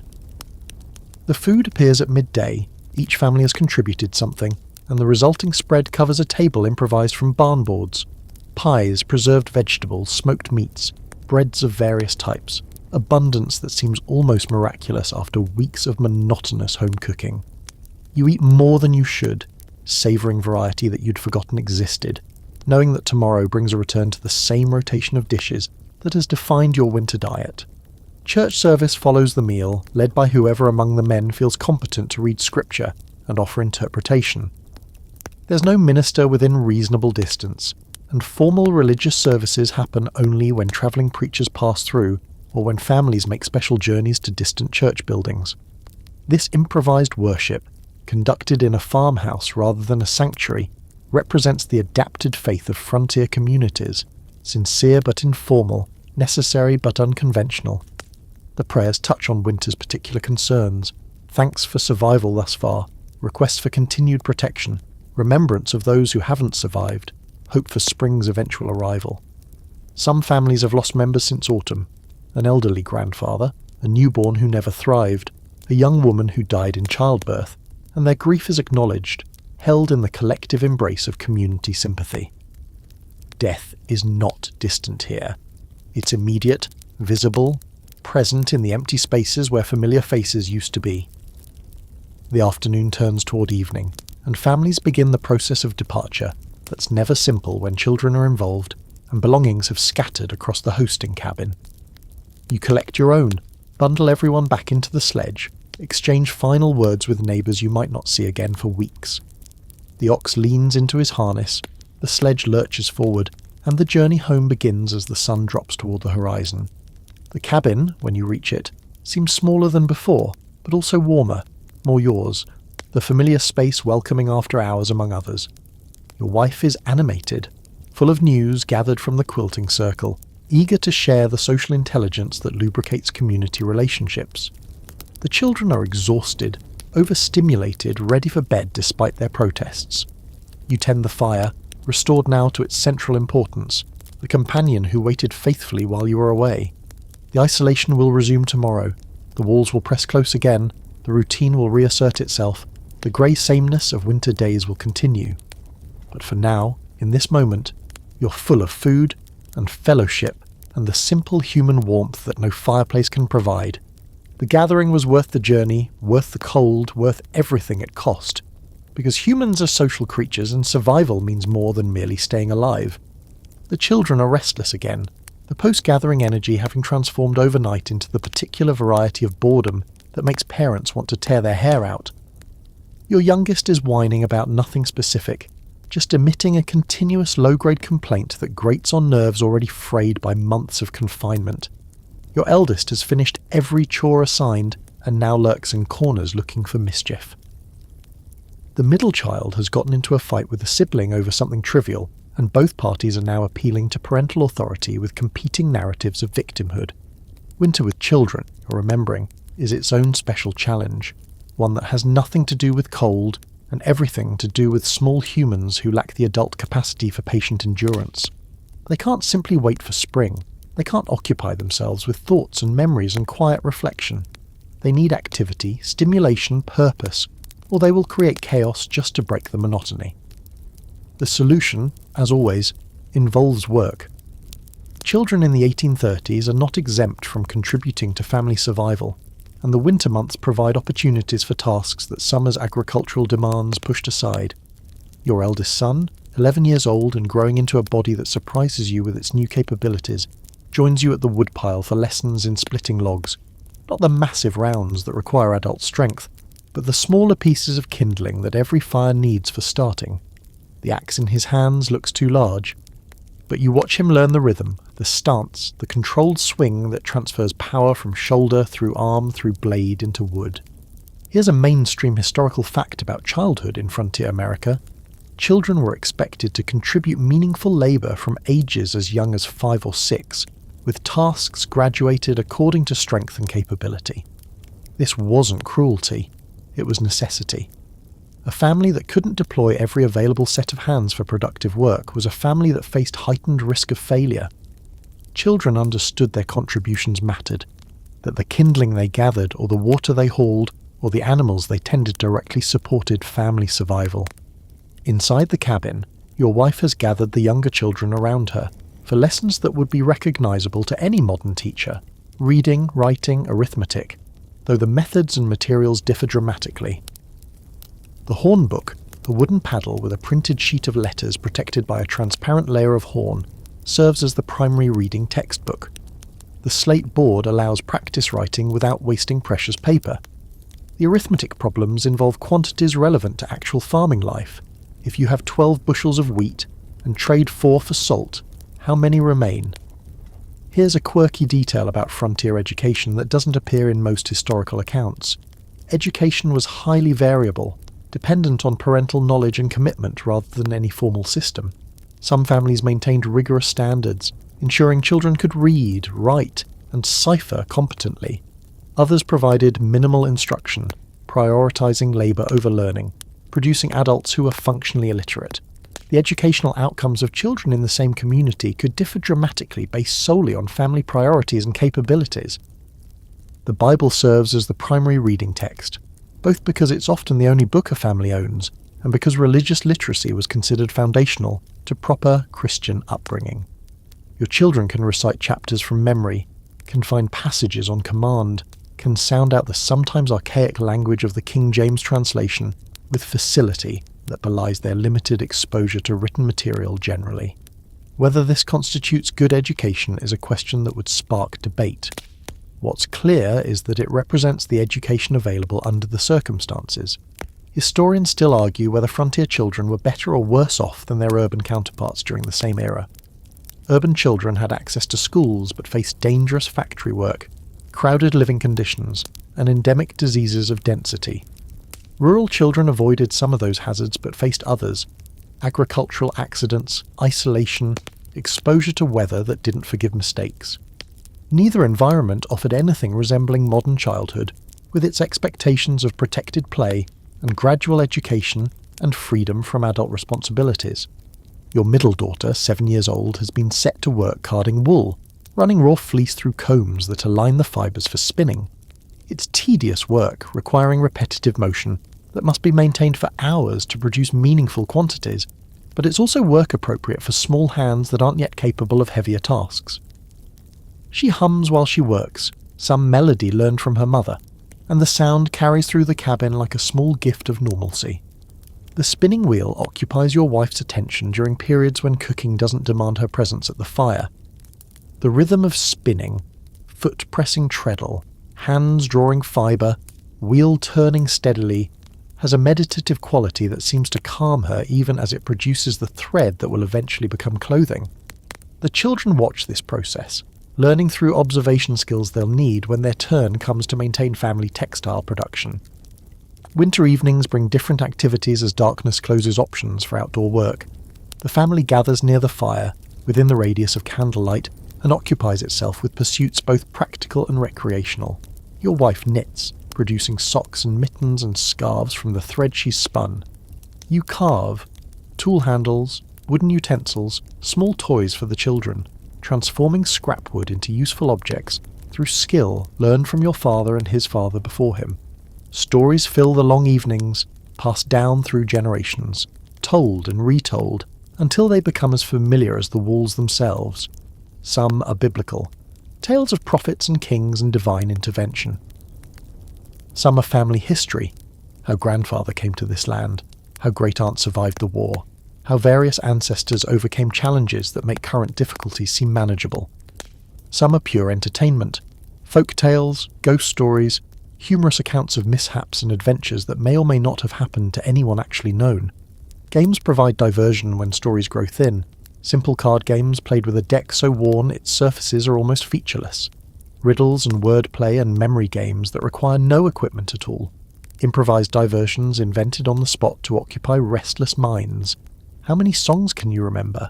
How many Bible verses can you recite? How many objects in this room can you name before the candle burns down another inch? The children's energy expends itself eventually. Exhaustion overtaking restlessness. Small bodies surrendering to sleep despite their protest that they're not tired. You carry them to bed one by one, tucking quilts around small forms that seem impossibly precious, impossibly fragile, impossibly resilient all at the same time. They've survived another day of winter, another day of cold and boredom and the 1,000 small challenges that childhood presents under any circumstances, but that winter amplifies into tests of parental patience. Tomorrow will bring more of the same, more lessons, more chores, more attempts to balance productive activity against the chaos that idleness invites. The children will grow slightly during this winter, their bodies developing, their minds expanding, their characters forming through experiences that will shape who they become as adults. Winter isn't just something to survive for them, it's environment, education, the context within which their personalities crystallize. You settle by the fire, too tired for much activity but too alert for sleep, watching flames dance their eternal dance. The cabin is quiet now, the children's breathing soft and regular, your wife's knitting needles clicking in rhythm, another day ending, another small victory, another step closer to the spring that must, eventually, inevitably, beautifully arrive. The package arrives on a day when you weren't expecting anything, carried by a neighbour who happened to be passing through from the general store 15 miles distant. It's small, wrapped in brown paper, your name scrawled across its surface in an unfamiliar hand. Inside, nestled in straw padding, sits an object that will change everything about how your family experiences winter. A cast-iron cook stove, shipped from some distant factory, ordered months ago and paid for with savings you'd accumulated over several harvest seasons. The stove isn't large, perhaps 3 feet wide and 2 feet deep, but it represents such a dramatic technological advance over open hearth cooking that your wife stands before it in something like awe. A cast iron box with a flat top surface for cooking, a firebox below for burning wood, a pipe extending upward to carry smoke out through the roof, and a door in front that allows controlled addition of fuel. It's not the first such stove you've seen. The Johnsons have had one for 2 years now, but it's the first one that's yours. Here's a mainstream historical fact about the stove revolution. Cast iron cooking stoves began appearing in American homes around the 1820s and became increasingly common through the 1830s and 1840s, fundamentally transforming domestic life in ways that are difficult to overstate. They burned wood far more efficiently than open fireplaces, extracting more heat from less fuel. They provided stable cooking surfaces that didn't require constant monitoring of flames. They radiated heat into the living space from all directions rather than just the front opening. They were, simply, better in almost every measurable way. The installation requires several days of work. You must cut a hole in the roof for the stovepipe, a delicate operation when the roof itself must remain weatherproof. You must construct a fireproof pad beneath the stove, flat stones carefully arranged to prevent floor ignition. You must extend the existing chimney arrangement to accommodate the new pipe, ensuring proper draft without creating fire hazards. It's work that demands care, attention and assistance from neighbours who've installed their own stoves and can share hard-won wisdom about common mistakes. Here's a quirky detail about stove adoption that doesn't appear in most histories of technology. Many women initially resisted cook stoves, preferring the familiar open hearth they'd used their entire lives. The stove demanded different techniques, different timing, different positioning of pots, different management of heat, and learning these new methods meant abandoning skills refined over years of practice. Some women felt that stove-cooked food tasted different, wrong somehow, lacking the smoky flavour that open-fire cooking imparted. The technology was objectively better by most measures, but objectively better doesn't always translate into immediate acceptance. Your wife, though, adapts quickly, recognising the stove's advantages through experimentation over the first few days of use. She can maintain several cooking processes simultaneously now, pots arranged across the stove's surface at different distances from the hottest centre. She can bake bread more reliably, the enclosed oven compartment providing steadier temperatures than the Dutch oven technique she'd been using. She can boil water faster, simmer sauces longer, manage a greater complexity of meal preparation than the single hearth setup allowed. The heating improvement is equally dramatic. The stove radiates warmth in all directions, its iron surface becoming a heat-emitting body that affects the entire cabin rather than just the area immediately before the fireplace. Combined with the existing hearth, which you don't abandon entirely, keeping it for evening comfort and backup heating, the stove raises average cabin temperatures by perhaps 10 degrees. That might not sound like much, but in conditions where you've been operating at the edge of tolerable, 10 degrees represents the difference between misery and something approaching comfort.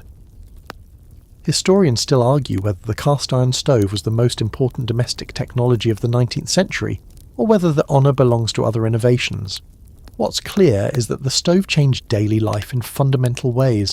It reduced firewood consumption by half or more, freeing labour previously devoted to cutting and hauling for other purposes. It reduced smoke and soot inside the home, improving air quality and reducing respiratory ailments. It made cooking easier, enabling greater dietary variety and more reliable food preparation. It represented, in short, a genuine improvement in quality of life. The fuel efficiency deserves particular attention. Your wood pile, which had been depleting at rates that worried you, suddenly seems almost abundant. The stove extracts so much more heat from each log that your daily wood consumption drops dramatically, from perhaps a cord per week to less than half that amount. The math of winter survival shifts in your favour. The margin for error increases. The anxiety that had been building as February stretched toward March eases noticeably. The stove also enables new domestic arrangements. Previously, all activity clustered near the single heat source of the fireplace, everyone competing for position in the warm zone, while the rest of the cabin remained cold.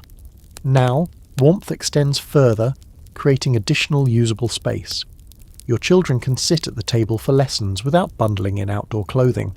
Your wife can work at her spinning wheel without positioning it within arm's reach of the flames. The cabin feels larger somehow, its inhabitable area expanded by the simple addition of a second heat source. The cooking surfaces of the stove transform meal preparation from constant fire tending to something more like modern cooking.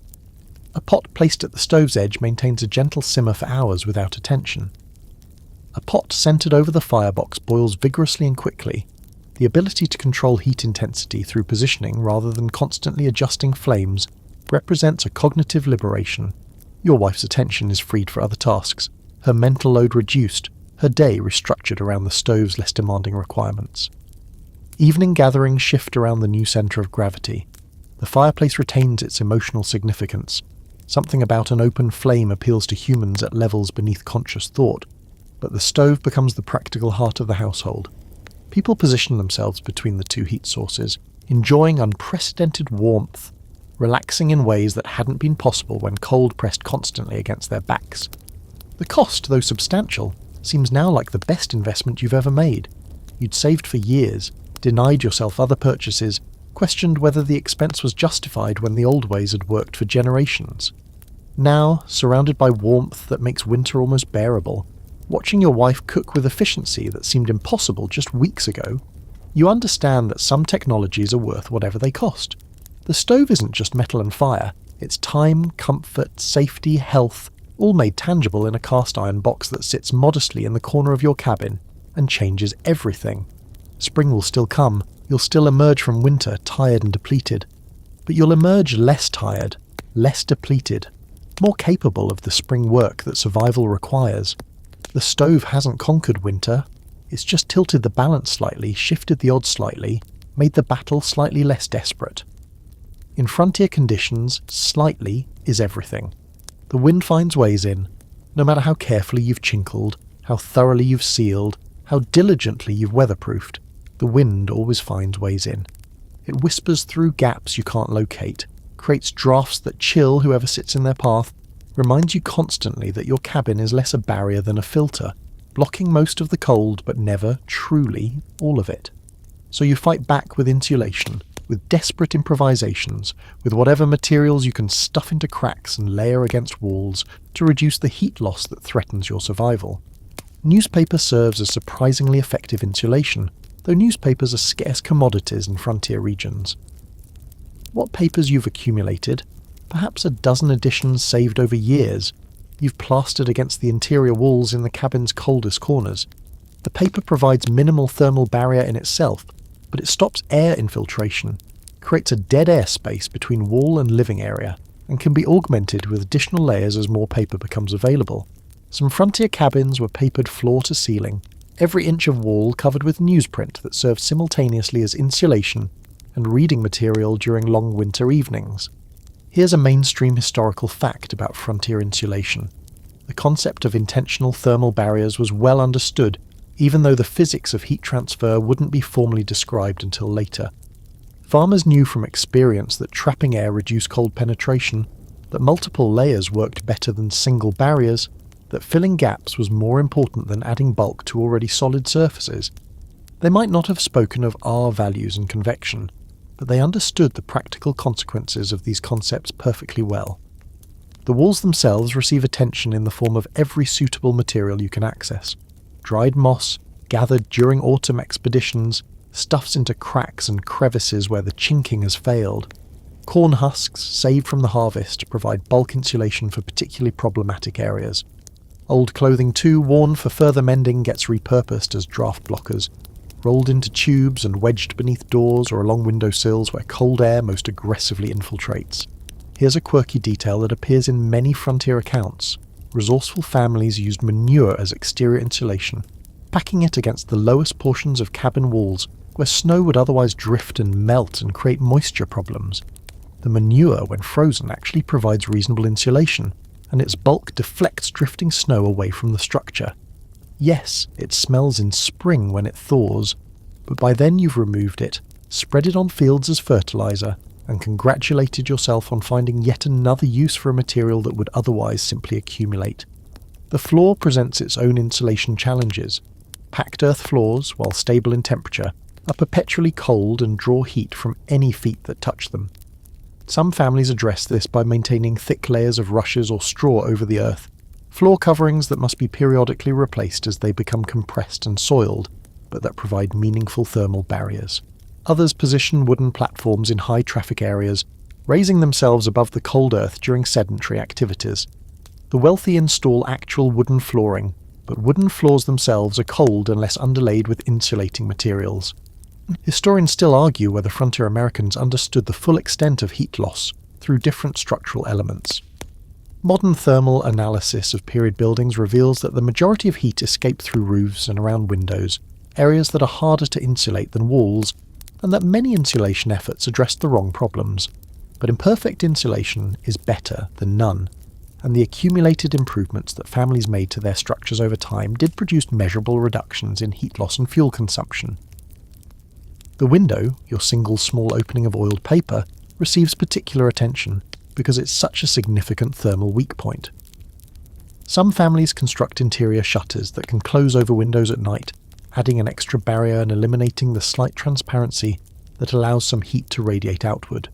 Others hang heavy blankets over windows during the coldest weather, accepting the loss of natural light in exchange for improved insulation. Your wife has sewn a quilted pad specifically for this purpose, sized to fit snugly over the window opening, that reduces heat loss noticeably when deployed. The door, remember that heavy wooden barrier on leather hinges, requires ongoing attention. You've added a second layer of leather stripping around its edges, reducing the gaps through which cold air infiltrates. You've hung a heavy blanket on the interior side, creating an airlock effect when entering or exiting. You've positioned the family's largest piece of furniture, the clothes trunk, near the door to deflect direct drafts away from the occupied areas of the cabin. These measures aren't elegant, but they work, and elegance means nothing when you're trying to survive. The ceiling draws surprisingly little insulation attention from most frontier families, despite being a major pathway for heat loss. Hot air rises, accumulates at the ceiling, and transfers its heat to the cold attic space above, from which it escapes to the outdoors. Some families address this by stuffing the attic space with straw or dried leaves, creating an insulating layer above the ceiling that retains some heat within the living space. Others construct false ceilings of fabric stretched across the rafters, trapping warm air in a pocket below the actual roof structure. These measures require materials and labour that many families can't spare, so ceilings remain for most the greatest thermal liability in their homes. Your cabin, after years of accumulated improvements, performs significantly better than it did when first constructed. The walls are tighter, the gaps are filled, the drafts are redirected or blocked. The stove addition has improved things further, providing more heat to compensate for whatever losses remain. But perfection is impossible, and you know it. The cold will always find ways in, will always remind you that your shelter is a compromise between human needs and natural forces that care nothing for your survival. The work of improving insulation never truly ends. Every autumn you make another round of improvements, addressing new problems that have developed over the summer, reinforcing old repairs that have deteriorated. Every winter you discover areas you'd overlooked, gaps you'd thought were sealed, pathways for cold air that had somehow escaped your attention. It's a process of continuous improvement that your children will continue after you're gone, each generation adding their own refinements to structures that accumulate wisdom over decades. The fire crackles, the stove radiates, the cabin holds its warmth, more or less, against the assault of winter that wants to reclaim this space for the cold. You're winning, not completely, not permanently, but enough. The insulation you've installed, the improvements you've made, the desperate improvisations you've deployed, they're working. Another night will pass without frozen water in the bucket, without frost forming on interior surfaces, without the worst consequences of inadequate shelter. It's not victory exactly. It's more like a successful defence, a battle fought to a draw, a survival achieved through constant effort and vigilance. Outside, the wind moans its eternal complaint, seeking entrance, probing for weakness. And somewhere, inevitably, it finds a gap, a whisper of cold air crossing someone's neck, a reminder that the battle continues. Tomorrow you'll find that gap and seal it. Tonight, you pull your collar tighter and move closer to the stove. The grey has a weight to it now, not just the grey of cloudy skies or the grey of snow-filtered light, but a psychological grey that seems to have settled into your thoughts themselves. The cabin walls press closer than they should. The faces of your family, so beloved, begin to irritate in ways you can't quite articulate. The routine that has sustained you through months of winter now feels like a prison sentence, each day identical to the last, stretching forward into a future that seems to contain nothing but more of the same. You're experiencing what modern psychologists would call seasonal affective disorder, though you don't have that term or the clinical framework that surrounds it. What you have is the knowledge, bone deep and irrefutable, that something is wrong with your mind, that your thoughts are darker than they should be, that the person you become during winter is not the person you recognise from summer and autumn. This knowledge doesn't fix anything. Knowing you're struggling doesn't make the struggle easier, but it provides a small comfort, a reassurance that you're not going mad, that this will pass, that it always passes. Here's a mainstream historical fact about winter psychology. Frontier families recognised and discussed what we now call cabin fever as a genuine condition requiring attention. Agricultural journals advised families to maintain structured routines, to engage in recreational activities, to seek social interaction whenever possible, to deliberately cultivate cheerfulness as a discipline rather than waiting for it to arise naturally. The advice was practical rather than clinical, but it reflected genuine understanding that winter confinement had psychological effects that couldn't be ignored. Your wife notices your withdrawal, of course. She notices everything, has become expert at reading your moods over years of marriage. She doesn't comment directly, doesn't demand that you explain what's wrong, but she adjusts her behaviour in subtle ways. She ensures you're included in conversations rather than allowed to drift into silence. She assigns tasks that require you to leave the cabin, recognising that even brief exposure to outdoor air helps clear the mental fog. She finds reasons to touch you, a hand on the shoulder, a brief embrace, providing physical connection that counters isolation. Here's a quirky detail about frontier mental health that doesn't appear in most historical accounts. Alcohol consumption increased dramatically during winter months, not primarily for its physical warming effects, but for its psychological ones. The numbing, mood-altering properties of whiskey or brandy provided temporary escape from the grinding monotony that drove some people toward despair. This wasn't addiction, as we'd clinically define it. Most people moderated their consumption when spring arrived, but it was self-medication, using available substances to manage symptoms that no other remedy could reach. The children feel it too, manifesting differently than adults, but clearly present. Your eldest has become sullen, withdrawn into himself, communicating in grunts and monosyllables that seem designed to express displeasure with everything. The middle child has developed sleep problems, waking frequently during the night, refusing to settle, creating disturbances that affect everyone else's rest. The youngest, too young for such sophisticated symptoms, simply cries more. A general unhappiness that defies identification or remedy. Historians still argue whether rates of violence, suicide and mental breakdown were higher during winter months, or whether these events simply received more attention because communities had little else to focus on. The evidence is mixed, but individual accounts make clear that some people couldn't endure the psychological pressure that winter isolation created. Stories circulate in your community about families that emerged from winter destroyed, marriages ended, relationships shattered, individuals who simply walked into snowstorms and never returned. You won't become one of those stories. You're determined about that, even in your darkest moments. The discipline that has sustained your family through months of physical hardship now extends to mental survival. The same methodical approach applied to a different kind of challenge. You structure your days deliberately, building in variety where monotony threatens to overwhelm. You assign yourself tasks that provide sense of accomplishment, no matter how small. You maintain conversation with your wife, forcing words past the silence that wants to swallow everything. The faith that sustains many frontier families carries additional weight during the psychological depths of winter. Evening Bible readings aren't just religious observance, they're anchoring rituals that provide continuity, community and hope when everything else seems bleak. The assurance that God sees your suffering, that this trial has purpose, that spring represents resurrection as surely as Christ rose from the tomb, these beliefs provide scaffolding for minds that might otherwise collapse. Your wife leads prayers with particular intensity during February, her voice steadier than your thoughts, her faith more visible than your own. She prays for strength to endure, for protection from despair, for the swift arrival of spring, and you find yourself clinging to her words like a lifeline. You're not certain you believe, not with the fierce conviction she demonstrates, but you want to believe, and in the grey depths of winter, wanting is almost enough. The physical and psychological intertwine in ways you don't fully understand. The lack of sunlight affects your body, though you don't know about vitamin D deficiency or circadian rhythm disruption. The reduced physical activity of winter confines muscles that evolve for movement, and that confinement creates restlessness that your mind interprets as something wrong. The sameness of diet, heavy on preserved foods and light on fresh vegetables, deprives your body of nutrients that affect brain function in ways that won't be understood for another century. The breakthrough, when it comes, arrives unexpectedly.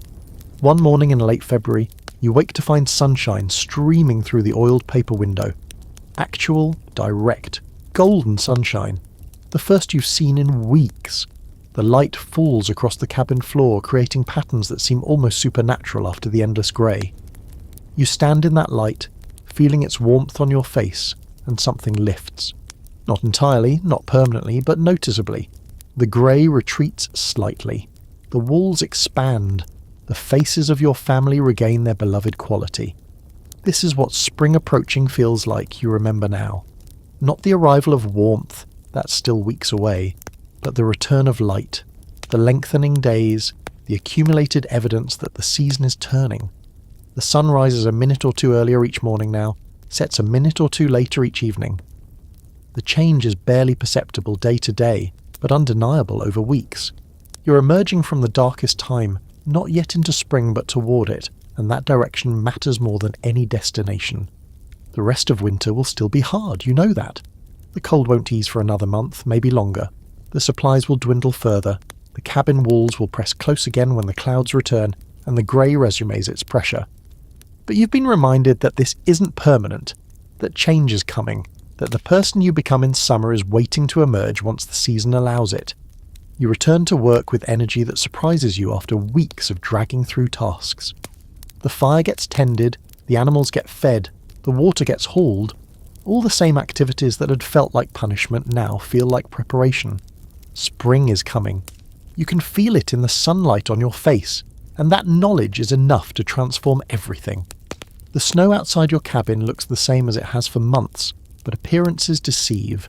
You're in Ohio, specifically the Western Reserve, and your experience of winter differs dramatically from families in other regions who face the same season but not the same conditions. The person enduring winter in Minnesota confronts something almost unimaginably harsh by your standards, while the person in Virginia experiences something almost unimaginably mild. America's continental expanse means that frontier winter is not a single experience, but a spectrum of experiences, each demanding its own adaptations.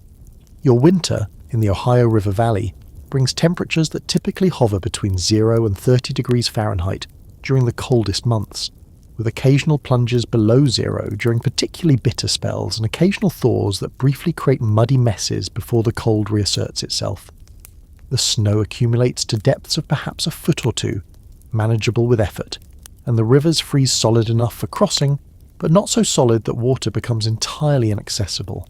It's harsh by the standards of human comfort, but it's survivable with the techniques you've developed. Here's a mainstream historical fact about regional variation. Mortality rates during winter differed dramatically by location, with northern regions experiencing significantly higher winter death rates than southern ones. The difference wasn't just temperature, it was the cascade of challenges that extreme cold created. More fuel consumption meant more labour, which meant more exposure, which meant more frostbite and exhaustion. Longer winters meant greater food storage requirements, which meant more risk of running short. The cumulative effect was that northern frontier life was harder, riskier, and more likely to end badly than frontier life in milder regions. Consider the family in northern Minnesota, where you've heard stories that strain belief. Their temperatures drop to 40 below 0, cold so intense that exposed flesh freezes in minutes, that metal becomes so cold it burns, that breathing becomes painful and dangerous. Their snow accumulates to depths of 4, 5, 6 feet, burying structures entirely, creating white walls that isolate farms from the world beyond. Their rivers freeze so solid that people drive wagons across them, But their wells freeze too, creating water emergencies that Ohio settlers rarely face. These northern families have developed adaptations you've never had to consider. Their homes are built partially underground, earth-bermed structures that use the soil's thermal mass for protection in ways that above-ground cabins cannot match.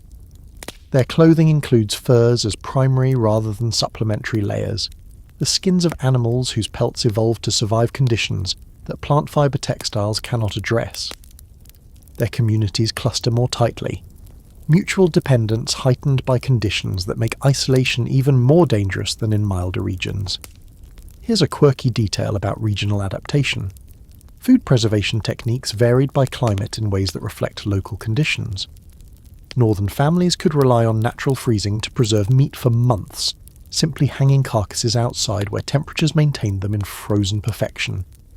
Southern families, lacking reliable freezing temperatures, developed more sophisticated smoking and salting techniques, transforming preservation from weather-dependent to skill-dependent. Ohio families occupied a middle ground, able to use freezing sometimes but not consistently, requiring both northern and southern methods depending on weather. Historians still argue whether settlement patterns in America were influenced by winter conditions or whether other factors dominated location choices. The evidence suggests that early settlers often underestimated winter challenges, arriving from milder European climates with expectations that didn't survive contact with American cold. Later settlers made more informed choices, sometimes deliberately selecting locations with milder winters even when better farmland existed in harsher climates. The Sunbelt migration that defines modern American demographics has precedents stretching back centuries. Consider, conversely, the family in Virginia or Kentucky, whose winters barely deserve the name by your standards. Their temperatures rarely drop below freezing for extended periods. Their snow accumulates to inches rather than feet, often melting within days of falling. Their rivers remain navigable year-round, their wells never freeze, their animals spend winter outdoors with minimal shelter. What they call hard winter would be what you call mild autumn. These southern families face different challenges. The same climate that moderates their winters creates summers of brutal heat, along with disease pressures from mosquitoes and contaminated water that northern cold eliminates. Their agricultural calendar runs year-round rather than concentrating into a growing season, creating continuous labour demands rather than the seasonal rhythm you experience. Their food preservation focuses on heat prevention rather than cold, requiring root cellars designed for cooling rather than protection from freezing. The Great Plains present yet another variation, the same latitude as Ohio, but with exposure to continental air masses that create temperature extremes unknown in the sheltered river valleys. Families in Kansas or Nebraska experience winters that swing wildly between bitter cold and unseasonable warmth, with blizzards that arrive without warning and strand travellers for days. The lack of forest cover means these families must burn grass or buffalo chips when wood is unavailable, adapting their heating strategies to whatever fuel the treeless landscape provides.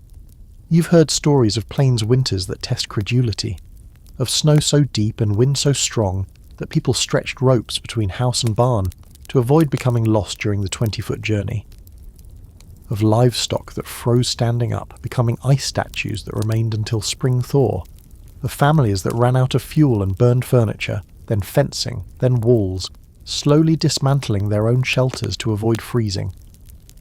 These stories may be exaggerated, the way all distant stories get exaggerated, but they contain cores of truth that make your Ohio winter seem almost comfortable by comparison.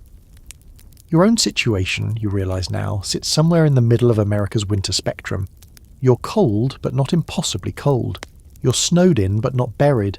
You're challenged, but not desperate. The techniques that work for you, the cabin construction, the firewood management, the clothing layers, the food preservation, might not work in Minnesota and wouldn't be necessary in Virginia. Your survival skills are calibrated to your specific conditions, and they would need recalibration if you relocated to different regions.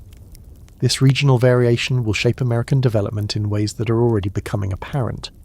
The difficulty of northern winters is driving some settlers southward, creating population flows that favour milder climates. The isolation of plains winters is creating distinctive communities, hardy and self-reliant to degrees that shock visitors from more connected regions. The relative ease of southern winters is enabling agricultural practices, particularly cotton cultivation, that depend on year-round growing seasons. climate as much as any political or economic factor is determining where and how Americans will live. The fire crackles in your Ohio hearth, your Ohio winter pressing against your Ohio walls, and you find strange comfort in knowing that your hardships, real as they are, could be worse. Somewhere in Minnesota are families enduring conditions that would kill you within days. Somewhere in Virginia are families working fields while you're huddled inside. The continent's diversity creates a diversity of winter experiences, each one shaping the people who endure it in ways that will echo through generations. The snowshoes hanging on your cabin wall weren't made by you or anyone in your family.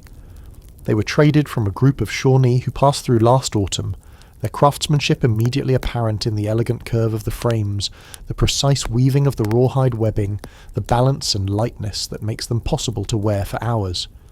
These snowshoes represent just one example of Indigenous knowledge that's keeping you alive this winter. Knowledge developed over thousands of years by people who understood these lands long before your ancestors arrived. Here's a mainstream historical fact that rarely receives enough emphasis. European settlers would have died in far greater numbers had they not learned survival techniques from Native Americans. The historical narrative often positions Indigenous peoples as obstacles to be overcome rather than teachers to be learned from, but the reality was that frontier survival frequently depended on adopting Indigenous methods, materials, and technologies. The snowshoes, the toboggan, the pemmican, the insulated shelter designs – these weren't European innovations adapted to American conditions, but American innovations that Europeans borrowed wholesale. The snowshoes themselves demonstrate principles that no European footwear could match. By distributing your weight across a large surface area, they allow you to walk on top of snow rather than sinking into it with every step. The technique for using them, a rolling gait, feet placed wider than normal, takes practice to master, but once mastered, it transforms your mobility. Trips that would be impossible in deep snow become merely difficult. Areas unreachable without snowshoes become accessible. The hunting, trapping, and wood gathering that winter demands become possible even after major snowfalls. Here's a quirky detail about Indigenous influence that doesn't appear in most historical accounts. Many frontier families lived in what might be called a hybrid culture, adopting Indigenous practices while maintaining European identities. They might dress in a combination of European and native clothing, eat diets that blended both traditions, build structures that incorporated features from both cultures. This hybridity was more common than the clear cultural boundaries that later historians would construct, and it reflected the practical reality that survival required using whatever worked regardless of its origin. The food preservation knowledge flowing from Indigenous communities was particularly valuable. Pemmican, a concentrated mixture of dried meat, fat, and sometimes berries, provided nutrition that travelled well and stored indefinitely, making it ideal for winter subsistence and emergency provisions. Your wife has learned to make a version of it, not quite authentic but close enough to be useful, that you keep in reserve for times when other food runs low. The technique came from a neighbour who learned it from a Lenape woman who married into a settler family 2 decades ago. Historians still argue whether this cultural exchange was mutual and respectful, or exploitative and extractive. The answer, as with most historical questions, is probably both. Settlers learned what they could from Indigenous teachers, adopted practices that served their purposes, and frequently failed to acknowledge or compensate the source of that knowledge. Indigenous communities, meanwhile, adopted some European technologies, metal tools, woven textiles, firearms, that altered their own survival strategies. The exchange was complex, unequal, and shaped by power dynamics that favoured Europeans over time. The shelter construction techniques you've employed, particularly the understanding of how to position buildings relative to wind and sun, derive partly from Indigenous knowledge transmitted through generations of frontier contact. Native peoples in this region had thousands of years of experience with these specific conditions, this specific combination of temperature, precipitation, wind patterns, and seasonal variation, and their accumulated wisdom informed European building practices in ways that are difficult to separate from what settlers brought from home. Your cabin faces southeast, not because some European architect recommended it, but because observing how Indigenous peoples oriented their structures taught your father's generation which direction worked best. The winter hunting strategies you employ also reflect Indigenous influence. The knowledge of animal behaviour during cold months, where deer shelter, how rabbits move, what bait attracts different species, came from peoples who had studied these animals for millennia. Your trap lines follow patterns that indigenous hunters established long before Europeans arrived, exploiting topographical features and animal habits that remain constant across human cultures. The snare you set last week, which caught a rabbit that provided dinner for 2 nights, uses a design that predates European contact by unknown generations. Your children have playmates from a mixed family that lives 3 miles distant, the father European, the mother from a displaced Wyandot community. These children move between cultural worlds, speaking both English and their mother's language, practicing both Christian observances and traditional ceremonies that their mother maintains despite missionary pressure to abandon them. Through friendship with these children, your own children learn songs, stories and perspectives that expand their understanding of the land they inhabit. You're not entirely comfortable with this cultural exchange, carrying prejudices absorbed from your own upbringing, but you recognise its practical value and don't forbid it. The medical knowledge your wife employs includes remedies learned from indigenous healers, plants whose properties European pharmacology hadn't documented, preparation methods that indigenous experience had refined over centuries. The tea she brews for your daughter's persistent cough contains a combination of herbs that a Shawnee medicine woman recommended to a neighbour, who passed the recipe along through the informal networks that transmit such knowledge on the frontier. You don't know which herbs or why they work, but they do work, and that's what matters when your daughter is coughing and no doctor is available. The clothing adaptations that make winter survivable incorporate indigenous materials and methods. The moccasins you wear inside your heavy boots provide insulation and comfort that European shoe designs can't match. The beaver fur lining of your winter cap comes from indigenous trapping techniques that Europeans adopted wholesale. The layering strategies that keep you warm follow principles that indigenous peoples understood and explained to settlers who arrived ill-prepared for American winters. This knowledge transfer wasn't always voluntary or fairly compensated. Much of it was extracted through observation rather than teaching, taken rather than given. The displacement and destruction of indigenous communities that European settlement caused was already far advanced by your lifetime, and the knowledge that survives exists partly because some settlers, at least, recognised its value and worked to preserve it. The snowshoes on your wall represent craftsmanship that's becoming rarer as the cultures that produced it are pushed toward extinction. But the knowledge persists, embedded in your practices and your tools and your understanding of the land. When you strap on those snowshoes and venture into the white world beyond your cabin, you're not just using indigenous technology. You're participating in a tradition of winter survival that extends back beyond recorded history, connecting your struggling family to generations of people who faced these same conditions and developed solutions that still work. You're still here, still alive, still enduring the winter, and part of the reason why is knowledge that was never yours to begin with, but that sustains you nevertheless. The knock comes at midnight, and nobody knocks at midnight with good news. You're out of bed before fully awake, pulling trousers over long underwear, feet finding boots in the darkness while your mind races through possibilities. Fire at neighbour's place? Emergency requiring assistance? The knock comes again, urgent, and you push open the door to find the Johnson boy, perhaps 14 years old, his face raw from cold and wet from tears that have frozen on his cheeks. The news is what you feared. His grandmother has died. Found this evening when she didn't respond to calls from elsewhere in the house. The family is requesting your presence, not for any particular skill you possess, but simply because in times of death, community gathers. You nod, tell the boy to warm himself by your fire while you finish dressing, and feel the familiar weight of winter's darker reality settling onto your shoulders. Death in winter is different from death in other seasons. The ground is frozen too hard for burial, so bodies must wait, stored in outbuildings or simply left outside where natural cold preserves them, until spring thaw allows graves to be dug.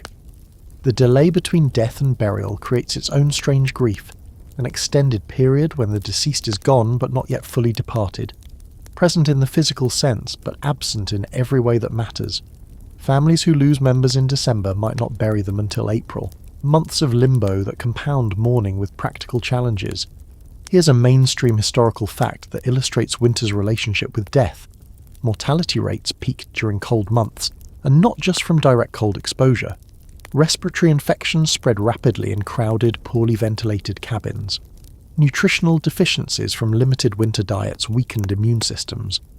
The physical demands of winter survival exhausted people already operating at the edge of their capacities. Old age, infancy, chronic illness, conditions survivable in summer became fatal when winter's stresses added their weight. The journey to the Johnson cabin takes longer than it should, the snow deep and your pace slow in deference to the cold and dark. You've left your family sleeping, your wife's murmured blessing following you into the night, the fire banked high enough to last until your return. The stars overhead are brilliant in the clear cold air, indifferent to human sorrow, eternal in their positions while human lives flicker and fade below.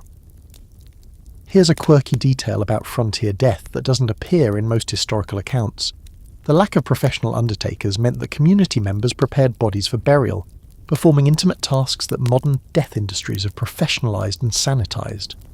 Washing the body, dressing it in burial clothes, arranging it for viewing.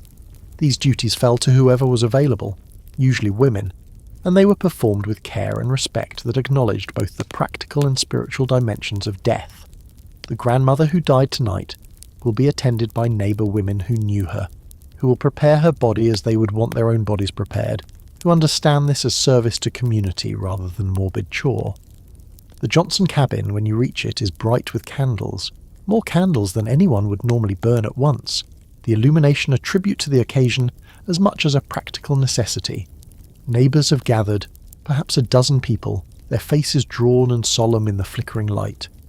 Mr. Johnson sits near the fire, his expression blank with shock, while Mrs. Johnson moves mechanically through the tasks of hospitality, offering coffee and food to visitors as though the routines of hosting can contain or control her grief.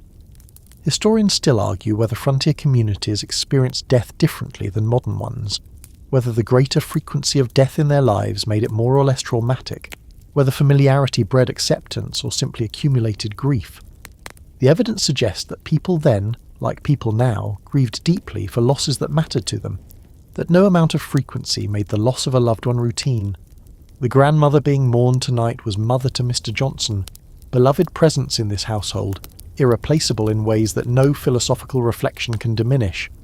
The body lies in the back room, already washed and dressed by the women who arrived first, her face peaceful in the way that death sometimes achieves. You pay your respects briefly, touching her cold hand, murmuring words that mean nothing but that custom requires. She was a good woman, everyone agrees. She lived a full life. She's with God now. The phrases circle the room, repeated by different voices, a liturgy of consolation that comforts even when the words themselves have become worn smooth by use. The gathering serves purposes beyond mere tribute. Practical matters must be discussed. Who will dig the grave when spring allows? Where she will be buried? What items she wished to leave to whom? Community support must be organised. Which neighbours will assist the family during their mourning period? Who will bring food? Who will help with chores that grief makes impossible? Information must be shared. Who else needs to be notified? What distant relatives should receive letters? How the news will spread through networks that connect isolated homesteads. The cold bodies that can't be buried become a grotesque feature of frontier winter, present in a way that modern funeral practices don't allow.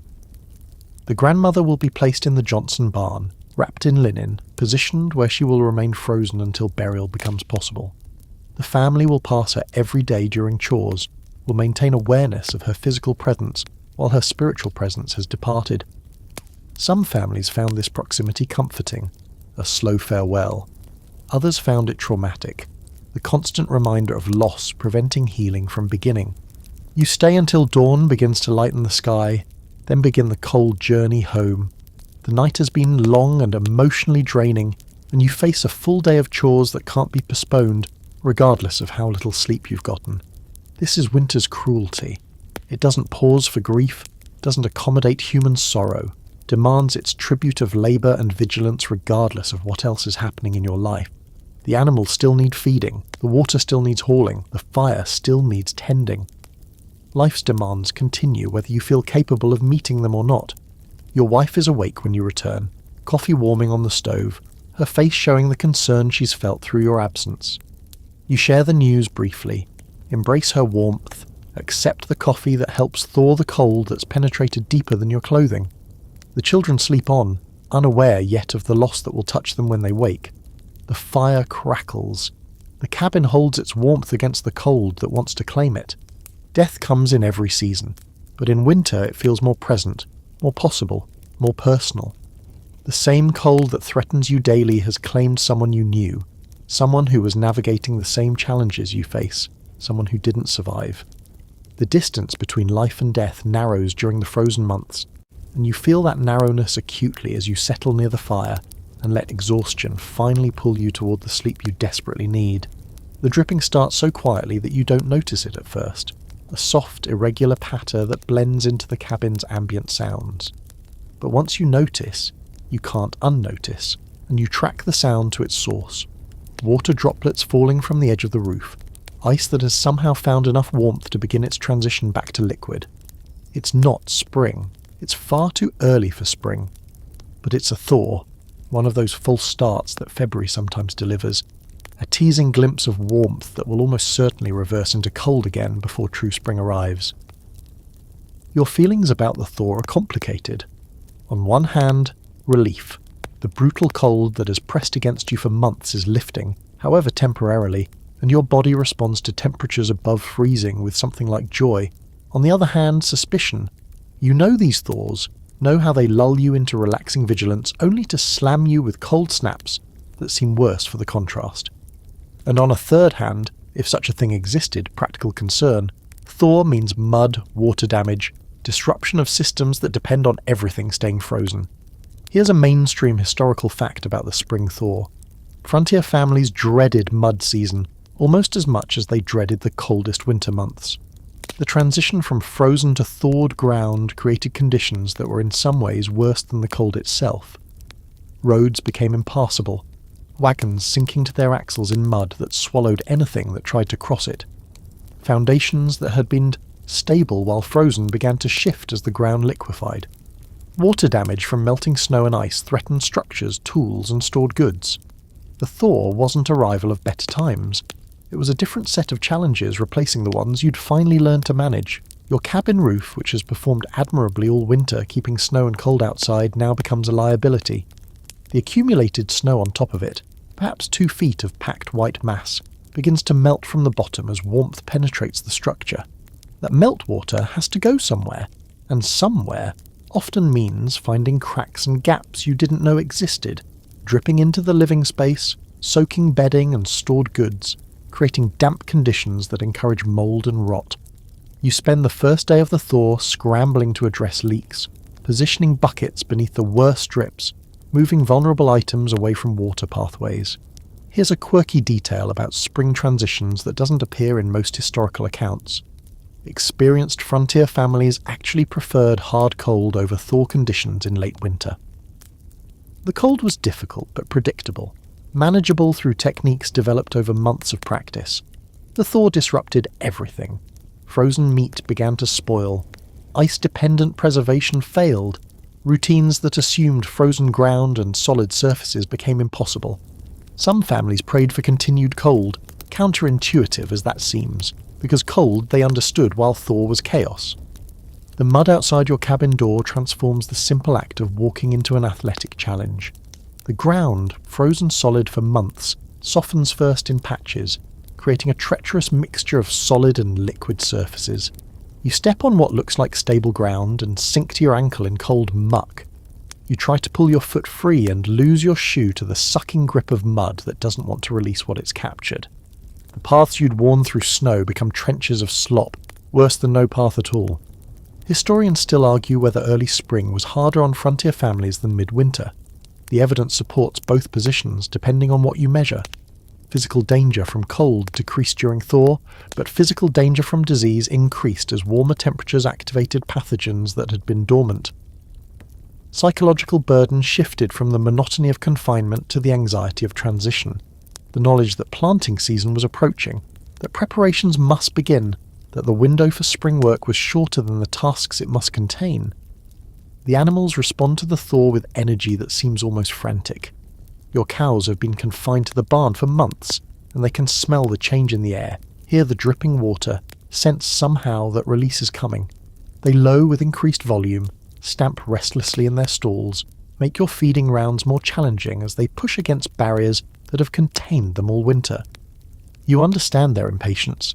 You feel it too. But you also know the danger of releasing animals too soon. The grass hasn't started growing yet, won't start for weeks, and animals turned out before pasture recovers will find nothing to eat, will weaken rather than strengthen, will create more work rather than less. The barn confinement must continue despite the animals' protests and despite your own desire to be free of the twice-daily feeding routine. Patience, you remind yourself. The true spring will come when it comes. Your body has developed its own rhythm through the winter months, adapted to cold in ways you don't consciously control. The blood vessels in your extremities have learned to constrict more efficiently. Your metabolism has adjusted to generate more internal heat. Your skin has developed a kind of tolerance, reading temperatures differently than it did last autumn. Now, confronted with the thaw, your body begins the slow process of readjusting again. A process that makes you feel strange, out of balance, neither adapted to cold nor prepared for warmth. The false spring typically lasts 3 to 10 days before cold reasserts itself. You've learned, over years of experience, to trust the cold's return while taking advantage of whatever mild conditions offer. Outdoor tasks that were impossible during the worst weather become possible during thaw. Repairs to outbuildings, inspections of fencing, assessments of damage that winter has inflicted. You work rapidly, almost frantically, knowing the window is temporary, knowing the cold will return and seal you back into winter's grip. The nights remain cold even when days bring thaw, temperature swings of 30 or 40 degrees within 24 hours, creating stress on materials, structures and bodies alike. You still bank the fire at night, still wear winter clothing to bed, still wake to frost on interior surfaces that melted the previous afternoon. This oscillation between seasons, this liminal period between winter and spring, has its own character distinct from either, not the deep cold of January, not the reliable warmth of May, but something in between that belongs to neither. Your wife uses the mild days to air out the cabin, throwing open the door for the first time in months, letting fresh air circulate through spaces that have grown stale and smoky over the winter.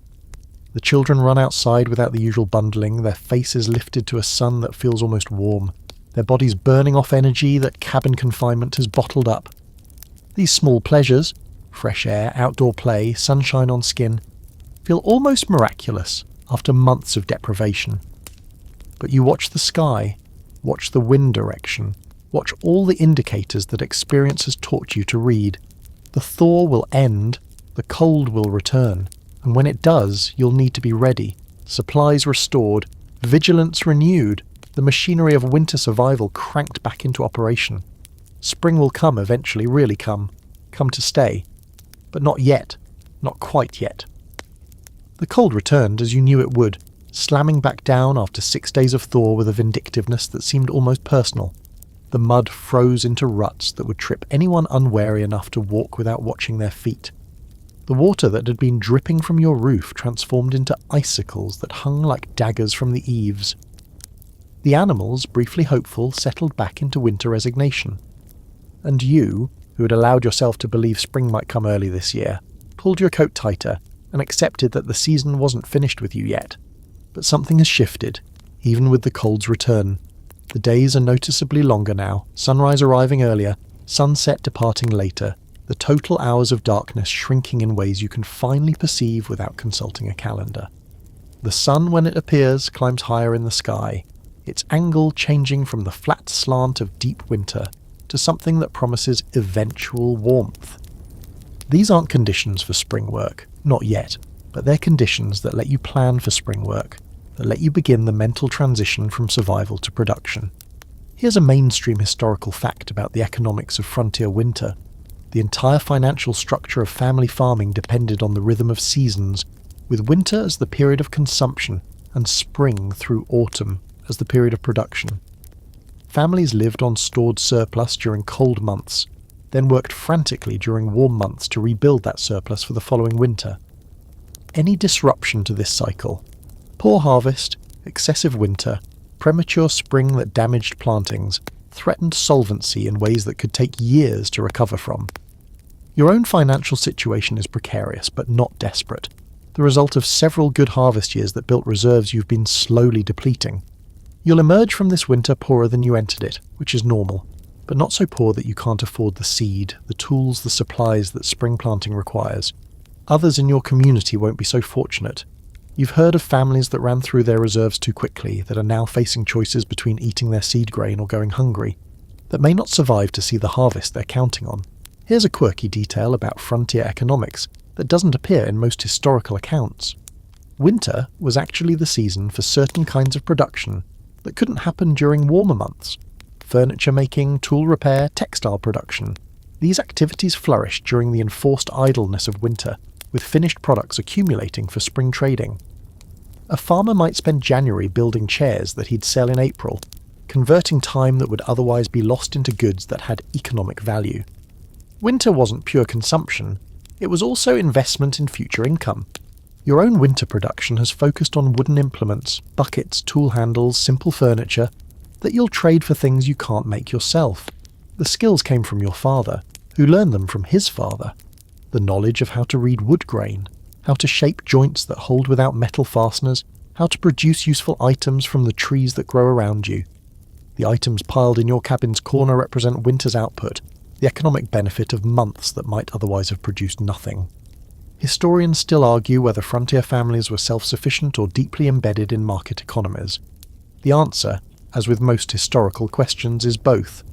You produce much of what you need: food, clothing, shelter, fuel, but you also depend on things you cannot produce: metal tools, salt, gunpowder, glass, certain textiles. These dependencies connect you to larger economic systems, require you to generate surplus for trade, make you vulnerable to price fluctuations and supply disruptions over which you have no control. The calculation of spring preparation has begun in earnest now, even though the ground remains frozen and snow still covers the fields you'll plant. Which fields will receive which crops? How much seed is available for each? What tools need repair before they're needed? What supplies must be purchased before planting begins? The planning happens during winter evenings, paper and pencil working out logistics that will shape the entire coming year. The seed selection reveals accumulated wisdom about what grows well in your specific conditions. You've been saving seed for years, selecting each harvest's best performers for next year's planting, gradually developing varieties adapted to your soil, your climate, your management practices. The corn seed in your storage represents generations of this selection. Not the original varieties your grandfather planted, but improved descendants that yield better under Ohio conditions. This is agriculture as evolutionary process, slow improvement through careful attention to what works. Your wife's calculations focus on the kitchen garden, that smaller plot near the cabin that produces the vegetables for daily consumption. She's planning which beds will receive which plants, working out rotation schedules that maintain soil fertility, calculating how much she can preserve next autumn to extend the supply. Her planning is as essential as yours, the garden production as important to survival as the field crops you'll sell or store. The livestock preparations require their own calculations. The breeding schedule, time to produce new animals in spring when conditions favour survival. The feed supply, stretched to last until grass returns. The condition of the animals themselves, assessed now for health problems that winter might have created or concealed. A cow that emerged from winter weakened might not survive the demands of spring calving. A horse that developed hoof problems during months of barn confinement might not be able to pull a plough when you need it. The debt ledger shows what you owe and what you're owed. The informal credit system that keeps frontier communities functioning when cash is scarce. You borrowed salt from the Hendersons in December and owe them repayment in kind or equivalent. The Morgans borrowed your maul last autumn and should return it before you need it for fencing.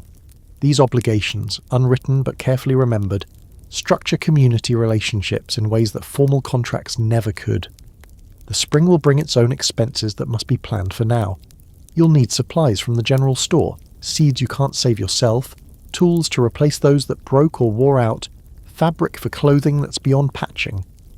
The trip to town, perhaps 30 miles distant, will consume several days and require careful timing to coincide with passable roads and good weather. What you purchase during that trip will shape what's possible for the entire growing season. Your mind is in two places now, still dealing with the immediate demands of winter's continuation, but increasingly focused on the future that's approaching. The fire still needs tending, the animals still need feeding, the water still needs hauling. But these tasks now feel like marking time, like maintaining position until the race actually begins. The real work of the year, the the work that will determine whether you prosper or struggle, waits just over the horizon, visible in lengthening days and strengthening sun, waiting for the thaw that will finally permanently arrive. The Bible sits open on the table, its pages worn soft by decades of handling, generations of fingers tracing the same verses that your fingers trace now. Sunday morning in the cabin, and though there's no church within reasonable distance, your family observes the Sabbath with what rituals you can manage. Scripture reading, prayer, hymns sung with more devotion than skill, and a deliberate pause from the relentless labour that defines every other day.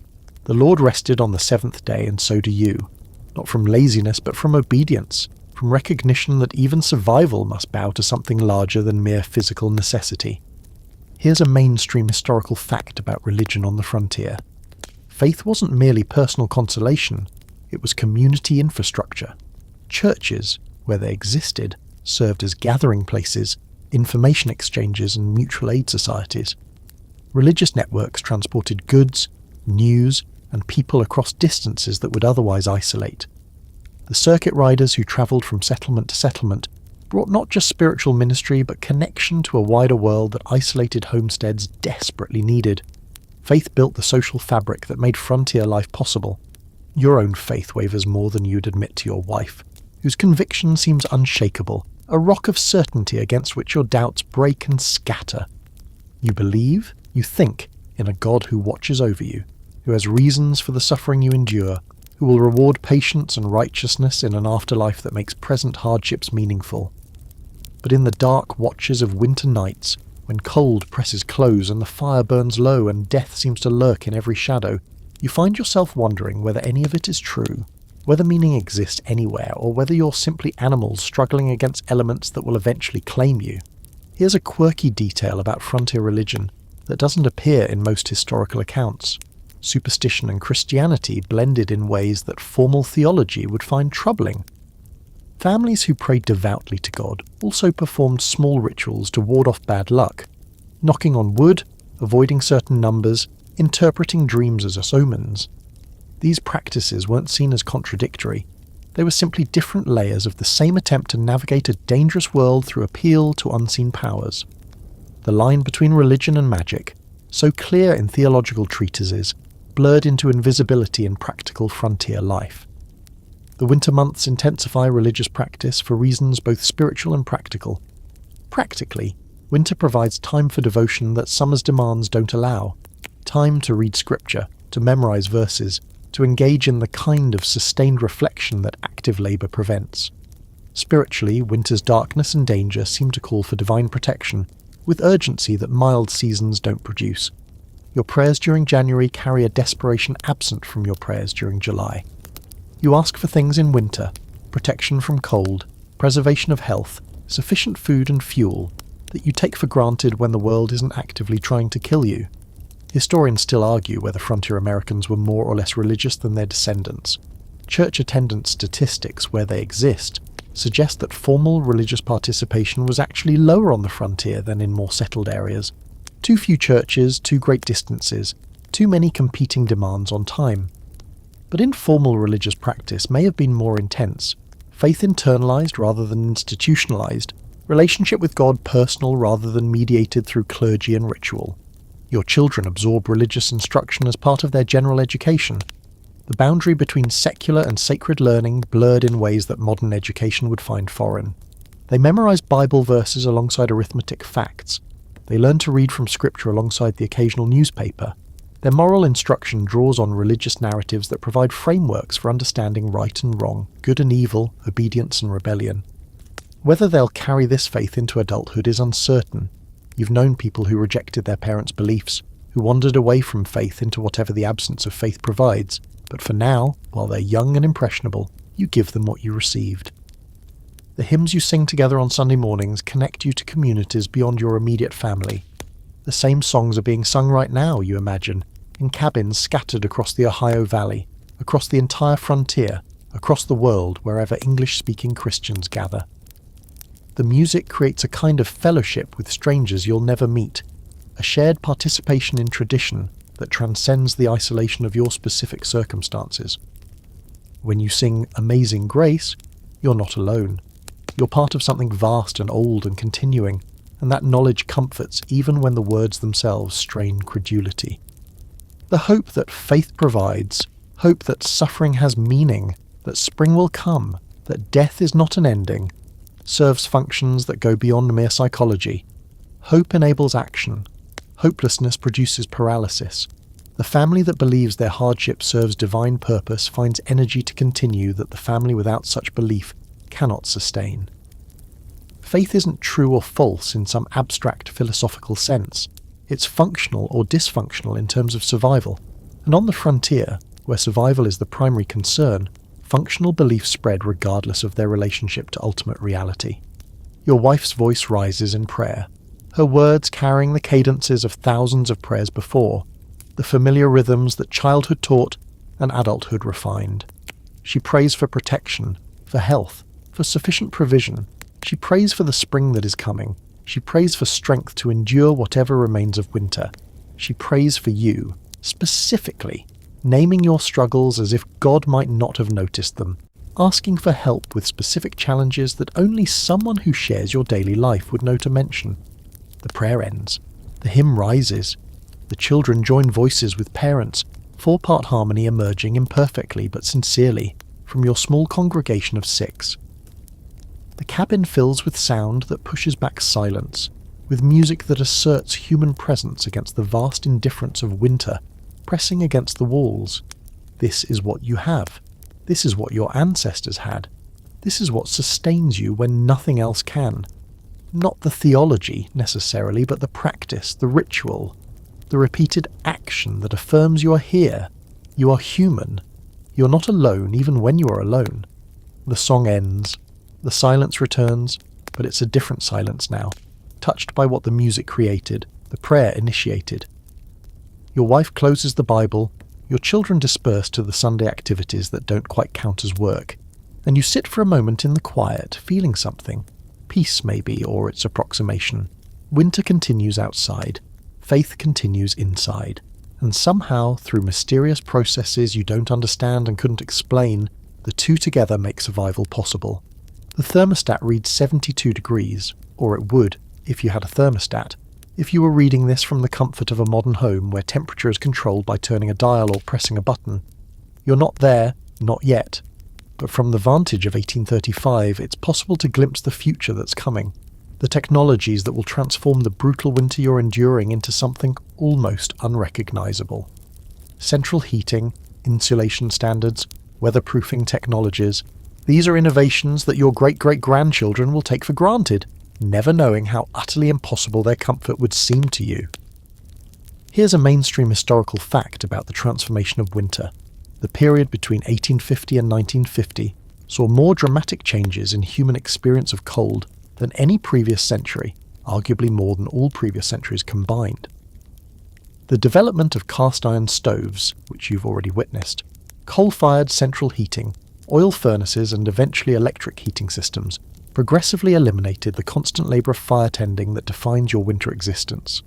By the mid-20th century, most Americans in developed areas simply adjusted a thermostat and waited for warmth to happen, having no idea how to produce heat through any other means. The house that your descendants will occupy bears almost no resemblance to your cabin in terms of thermal performance. Walls insulated to R values that would seem magical to you. Windows of multiple glass panes with inert gas between them, stopping heat transfer in ways that your oiled paper cannot imagine. Foundations that extend below frost line. Weather stripping around every door and window. The cumulative effect of these improvements reduces heat loss to fractions of what your cabin experiences, meaning that maintaining 72 degrees requires not constant labour, but merely the occasional attention of mechanical systems. Here's a quirky detail about modern comfort that might amuse you. Many of your descendants will complain about being too hot or too cold when temperatures deviate by 2 or 3 degrees from their preferred setting. They'll adjust thermostats with irritation, demanding that their homes maintain precise temperatures that your entire winter has been about trying to approximate. The achievement of climate control once accomplished becomes invisible, and people raised in controlled environments lose all appreciation for what uncontrolled environments demand. The fuel sources that will replace your firewood seem almost miraculous from your perspective. Coal, which some eastern families already use, provides more heat per pound than any wood, and coal mines are producing quantities that would let every American heat their home without cutting a single tree. Oil, extracted from the ground in quantities your era is just beginning to discover, will eventually fuel furnaces that require no human attention beyond occasional maintenance. Natural gas piped directly into homes will allow heating without even storing fuel on premises, and electricity, that mysterious force you've barely heard of, will eventually warm homes simply by passing through wires. No combustion, no smoke, no ash. Historians looking back at your era will marvel at the labour intensity of heating, the firewood cutting, the hauling, the constant tending, the sheer physical effort required simply to stay alive during winter. They'll calculate that perhaps a quarter of total household labour during cold months went toward heating-related tasks, a proportion that their heir has reduced to nearly zero. The energy that your great-great-grandchildren save by not cutting firewood gets redirected to other pursuits: education, leisure, professional work, activities that cold once made impossible. The changes extend beyond heating to every aspect of winter experience. Transportation that was impossible during your blizzards becomes routine when ploughs clear roads, when all-wheel drive vehicles navigate snow, when roadside assistance can reach stranded travellers within hours. Food supplies that required months of preservation labour become available year-round at grocery stores supplied by global networks that know no season. Medical care that your wife provides with herbs and hope becomes professional healthcare accessible via cleared roads and heated hospitals. Your descendants looking back will romanticize your era without understanding it. They'll imagine frontier winters as adventures, as tests of character, as experiences that built fortitude and community. Some of that romantic view contains truth. Winter did build fortitude, did require community, did create experiences that shaped character in ways that climate control cannot replicate. But the romance obscures the reality. The cold killed people. The labour exhausted people. The isolation damaged people. Whatever character was built came at costs that your descendants, warm and comfortable, would not choose to pay. But would you trade? If offered the chance to live in a future of central heating and grocery stores and professional medicine, would you take it? The question is complicated. You'd gain comfort, certainly, and safety, and leisure. But you'd lose something too. The intimate connection to nature's rhythms, the deep satisfaction of self-sufficiency, the community bonds forged through mutual dependence. You're not sure the trade would be worth it. You're not sure it wouldn't. The question doesn't matter, really, because you can't choose your time. You live when you live, and you make the best of it. The fire crackles, the stove radiates, and you pull your coat tighter against a draft that central heating would have eliminated. This is your winter, your struggle, your life. The future that's coming will arrive, whether you understand it or not, will transform the world you know into something you cannot imagine.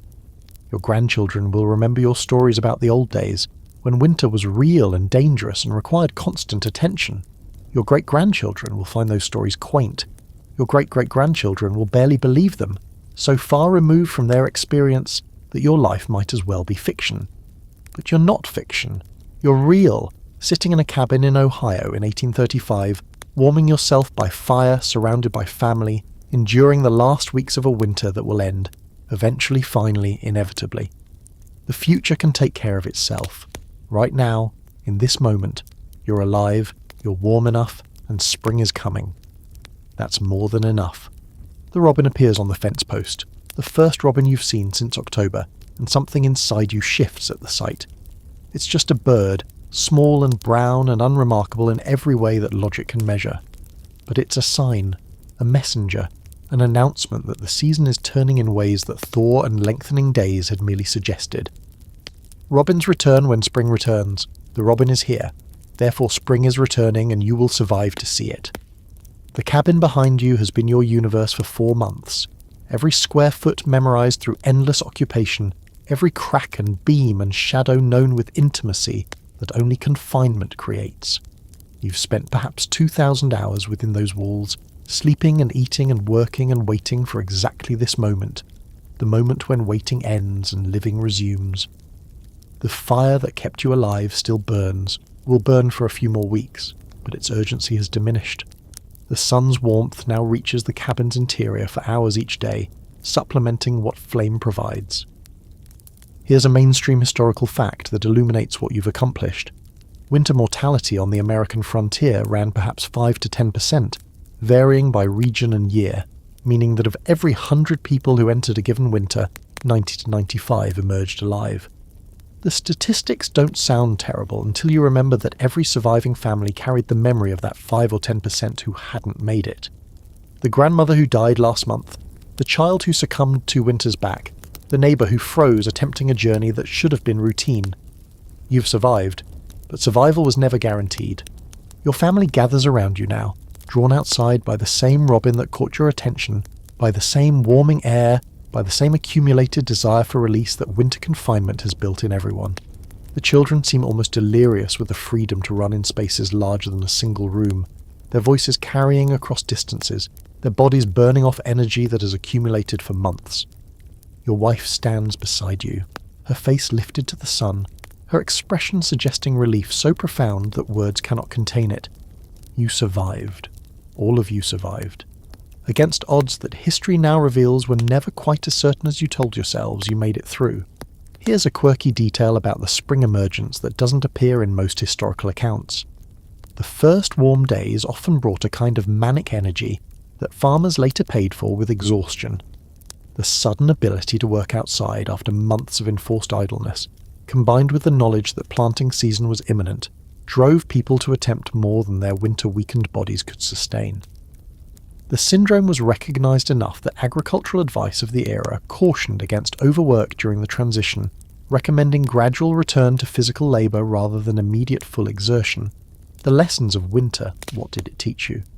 Not lessons in the academic sense, not information that could be written down and transferred to anyone who read it, but lessons in the embodied sense, knowledge that lives in your muscles and your reflexes and your automatic responses. You know, now, in ways you didn't quite know before, how to read a fire and adjust it before it fails, how to layer clothing for different conditions, how to recognise the early signs of illness and address them before they worsen, how to maintain hope when hope seems impossible, how to endure when endurance is all you have. Historians still argue whether frontier experience created distinctive American character traits, self-reliance, stoicism, practical ingenuity, or whether people with such traits were simply more likely to survive frontier conditions and pass their genes forward. Probably both processes operated simultaneously, culture and evolution intertwining in ways that are impossible to separate.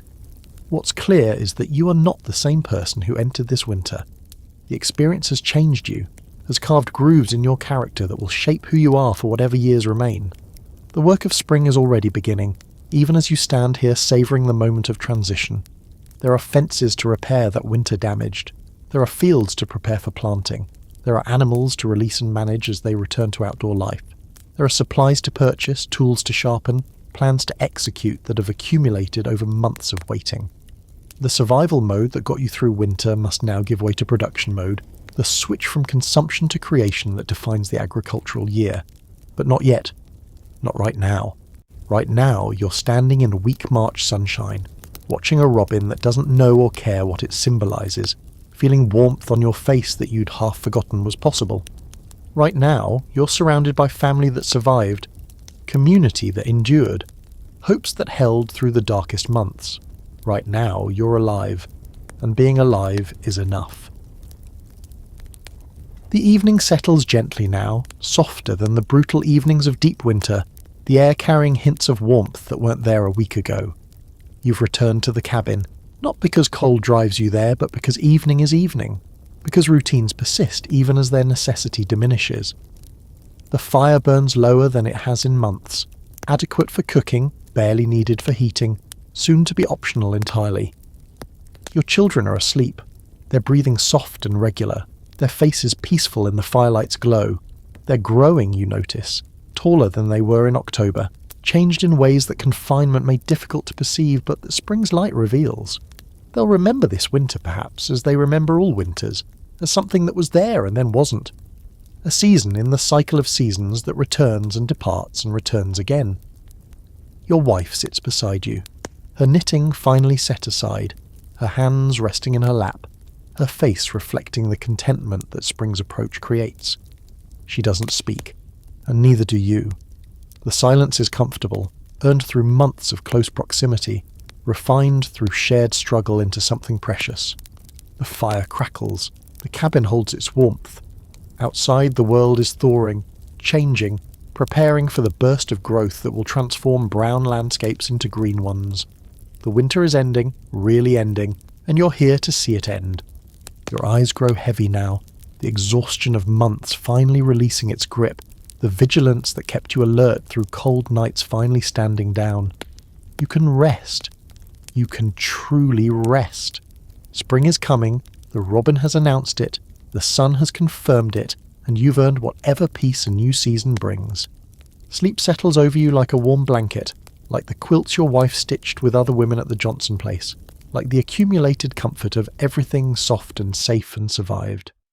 The last thing you see, before your eyes close, is the fire's gentle glow, that companion who fought beside you through the darkest months, that friend who asked only to be fed, that presence that kept death at arm's length while you waited for the light to return.